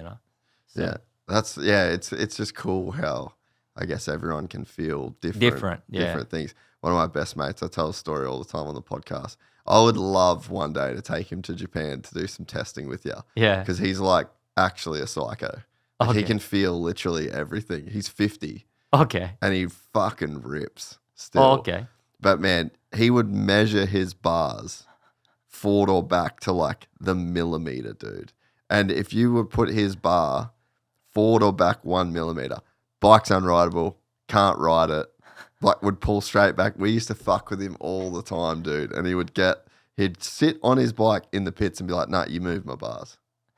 Didn't even have to ride it. Just a like crazy feeling of like how his bike was set I up. can't remember which ride it was. Was it? Yeah, I think it was Kiawe or Honda. I can't remember. It was HRC or Kawasaki. There was a rider like that. They were like doing these nearly half day. I'm going, what the fuck is? Yeah. What you said. So picky. Even the levers, they go with the T-bar. I'm going, what is he doing? Wild, eh? Yeah. But like lately, like, how because I had to ride with everyone's setup. Yeah. They go like all the mechanics say even MXGP or this week with American factory team, right? Oh, Taka. So they give me T-bars. And you're like, eh? No. I ride with way their setup. Even the bars or like brake pedals or I just ride it, And then everybody's the cockpit is so different. Yeah. And it's a fun to ride. I told you, like Mitch Evans, like, yeah, let's go Harley Davidson, But like when you ride Romance, it's like, ooh, it's very small, and he's a lot bigger than me, right? Yeah. I would just go, how do you ride that? But everyone has that different style. So it's funny. It's fun to ride. Yeah, I bet getting to ride all the different setups. Yeah. So, of all the years, of all the bikes, what's the best production motorcycle you've ever ridden? Are you going to get in trouble by Kawasaki if you say something not a Kawasaki? Yeah, probably. All right. What's the best stock Kawasaki you've ever ridden? No, I won't get in trouble because let's be honest, right? Like that's the past. So I will say '07 Honda CRF 450. Yeah. So, do you think that that's the best too? Because is that the Kiefer that the Racer X hit? Was it that was a '07 or? I think it was. But I know Ivan said '08. I have to say '07 CRF. And then that CRF 450 '07, they come with 24 mil offset. Year after that, they changed to 22. So Which is a big difference. That. Yeah, so I didn't like that. So I ended up using, either '07. I think they even made a radiator lower, the position lower, so they can make it turn a little bit better. I think, but yeah, I'll say CRF 450 '07. That's crazy, bro, that bike is just so universally loved. Yeah. But yeah, I think, I don't know what Ivan said he was factory '08. I think he said the 08 was his favorite. Yeah, because the '08 and '06, '07, '08 was same. Same frame. But Same they frame made different radiator, like the height of the radiators and the offset. But I think I'll prefer '07. And if you ask me why, it's just everything. Just handle nice. You know what was bike's gonna do? The engine, engine was like, if you can make that thing work. Like even, okay, if it's stock's okay, but if you put a pipe on it, like a little bit of head work and then whatever, ECU setup, thing was fast. And then like, if you, chassis, like, you knew what it was gonna do. But, oh yeah, I remember now. So these guys, factory HRC guys, they had that frame, the '07 or '08 frame with an injection. And then I was just thinking that. I'm like, I wonder what it would take. Yeah, so, and then year after that, like when Tedesco said that about the new generation bike came at '09, everyone struggled because I remember even the factory Honda in Japan, they had 3 riders. Everybody rode with that '08 frame with injection. Everybody was so fast, like in Japan. And then the end of the season, they rode '09. Everyone went backwards. How does that happen? Like, how does the manufacturer, why change if you've got a unicorn of a bike? Yeah, that's a good question, right? I don't know. Like, even for us now, if they said, "Oh, Taka, we're gonna change the frame," You're like, don't leave it. It's good. I'll say to them, you reckon you can? Okay, if we can try stuff, I can make it better. But if they're not willing to try, I'll just say leave it. But that's my opinion, you know what I mean? Because end of the day, it's just a big risk. Because end of the day, I gotta make a decision which direction it's gonna go. If it's a bad, I don't want to go to that direction because we have pretty good frame at the moment. Just to make it better from there. I have a few ideas to make it better. I don't know if it's gonna work, but I really like to go to that direction and do it. But I don't think Kawasaki willing to do that anyway. But yeah, I really love to because like you said, that those Hondas back in those days, they were good. Yeah, you know. What's different now? Like, what do you think that they like? Let's say to a 25 Honda, like how different? What's different? I I don't really want to say to the Honda people, but Okay. yeah, but I But like, wouldn't. wouldn't they just be able to go back? Well, they should. They because they know they can go back, right? Whoever making a decision, they can go back, but I don't think they don't want to go back because It admits that they got it wrong. yeah, but just their pride, right? Mm. Yeah, but like I wouldn't went to that direction because that Honda changed in 23, right? Because that frame, okay, when I did team stuff in 18, 19, they changed that frame 21. Yeah, 21 and 22 stay the same. And then 23 and 24, they changed a little bit. Yeah. And then 25, they changed Again. again, right? Yeah. So, yeah, it's just the step that they made a mistake. But I don't know why they did that, to be honest. You know, they shouldn't went to that direction. But, I mean, for me, it's good that they went to that direction because it's not my work. So, Yeah.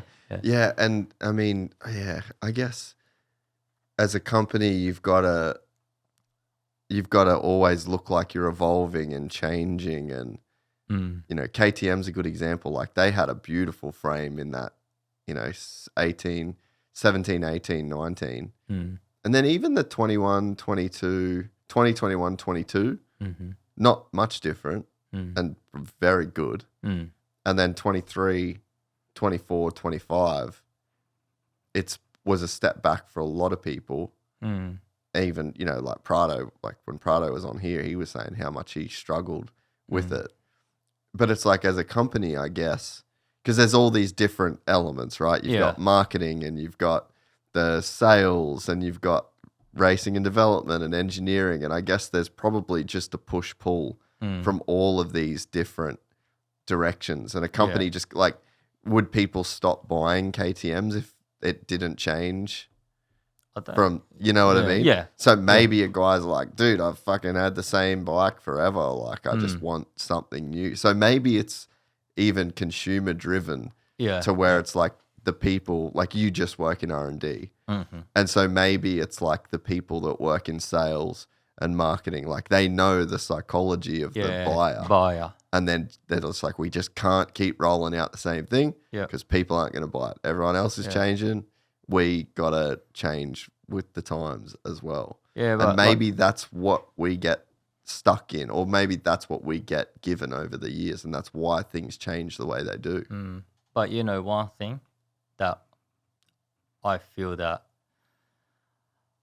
sometimes I go, oh shit, maybe our bike's not that great, because you look at Kenny on that Suzuki, that hasn't changed. What?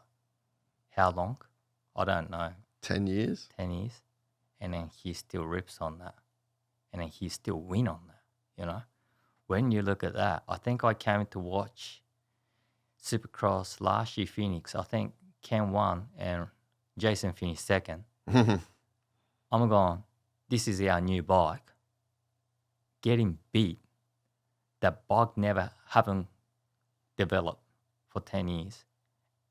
You know, Kenny just wins it, right? And then they're telling, oh, you know, that everyone go, oh, we try to make the bike lighter and whatever. That Suzuki's so heavy, you know what I mean? I said, that's what, see, some people, they only worry about that, you know, how heavy the bike is and whatever. But I don't think end of the day, it doesn't even matter. Long as if you can set it up to balance. Yeah. If that's 5 kilo heavier, I don't really worry about it. Like long as you don't feel that heaviness on the track, yeah, I wouldn't care if it's 5 kilo. But every manufacturer, they worry about the weight. Yeah, you know why? Because the magazines and you know, yeah. Well, and that's probably like a good place to finish off. Is that it's one of the beautiful things about motocross, right? Is that it's so much more rider than bike at the end of the day. Yeah, that's what I mean. Yeah. You know, and Kenny's proof of that. Yeah. That it's like you don't need the best and the biggest and the brightest and the newest and the flashiest. Yeah. Because in our epic sport, it comes so much more down to the rider. Yeah. Than the bike. Yeah. But, like, for me, that who's testing the bike, like, you want to obviously see Kawasaki up there. But like what you said, end of the day, if you have a rider that can do his job winning, like a good rider, I mean, I don't want to use this word. They'll win anyway, even the different manufacturer, if they're good at it. But like example, if you put, say, Jet or Eli or, those Sexton or even Romain or Team Gajser, even if you put them on a different brand of bike, they'll work it out and then they'll win, 100%. But in that background, if you don't have a good people around you, like a good, I won't say even good technician, the guy who sets the ECU, and if you don't have a good staff, you're not gonna win races. You know what I mean? Yeah. Like sometimes everybody goes, "Oh, motocross is you race by yourself," but it's not. Like it's like the same with the baseball or the rugby, or it's a team play. You got this guy, you got this guy, you got this guy. End of the day, he's racing it. But if this suspension guys, he can't set it up, this ECU guys can't set it up, it's no point. Yeah. So you build your team up, and then, when you start winning, everybody stays. That's why I think even all the racers now, they try to keep the same mechanics. Yep. Because and then I think that's the smart one, Try to keep the same technician, same mechanics, because they know what they want, and then they know, like, even the suspension, And it's so much work, right?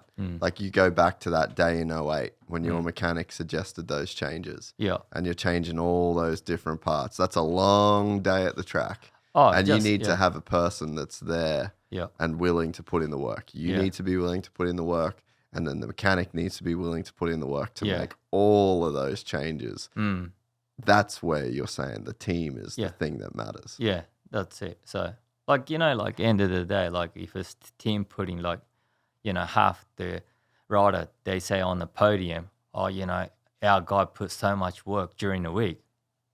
That's what we're talking about. You can't see the behind the scene, what they do. Like what you just said, the 08, so 3 sets of triple clamp, but if we do kick the bearing laces, that's 6 sets. My mechanic pulling the handlebars off, taking triple clamp off, he's doing that nearly like 6 times. I'll say, total, I'll say 12, because he take it off and then put it back on, and then that's not easy job, No. And then that's what I think a rider needs to appreciate, like the mechanics and the team, how much effort they put in. Okay, when you become a factory rider, they do everything for you.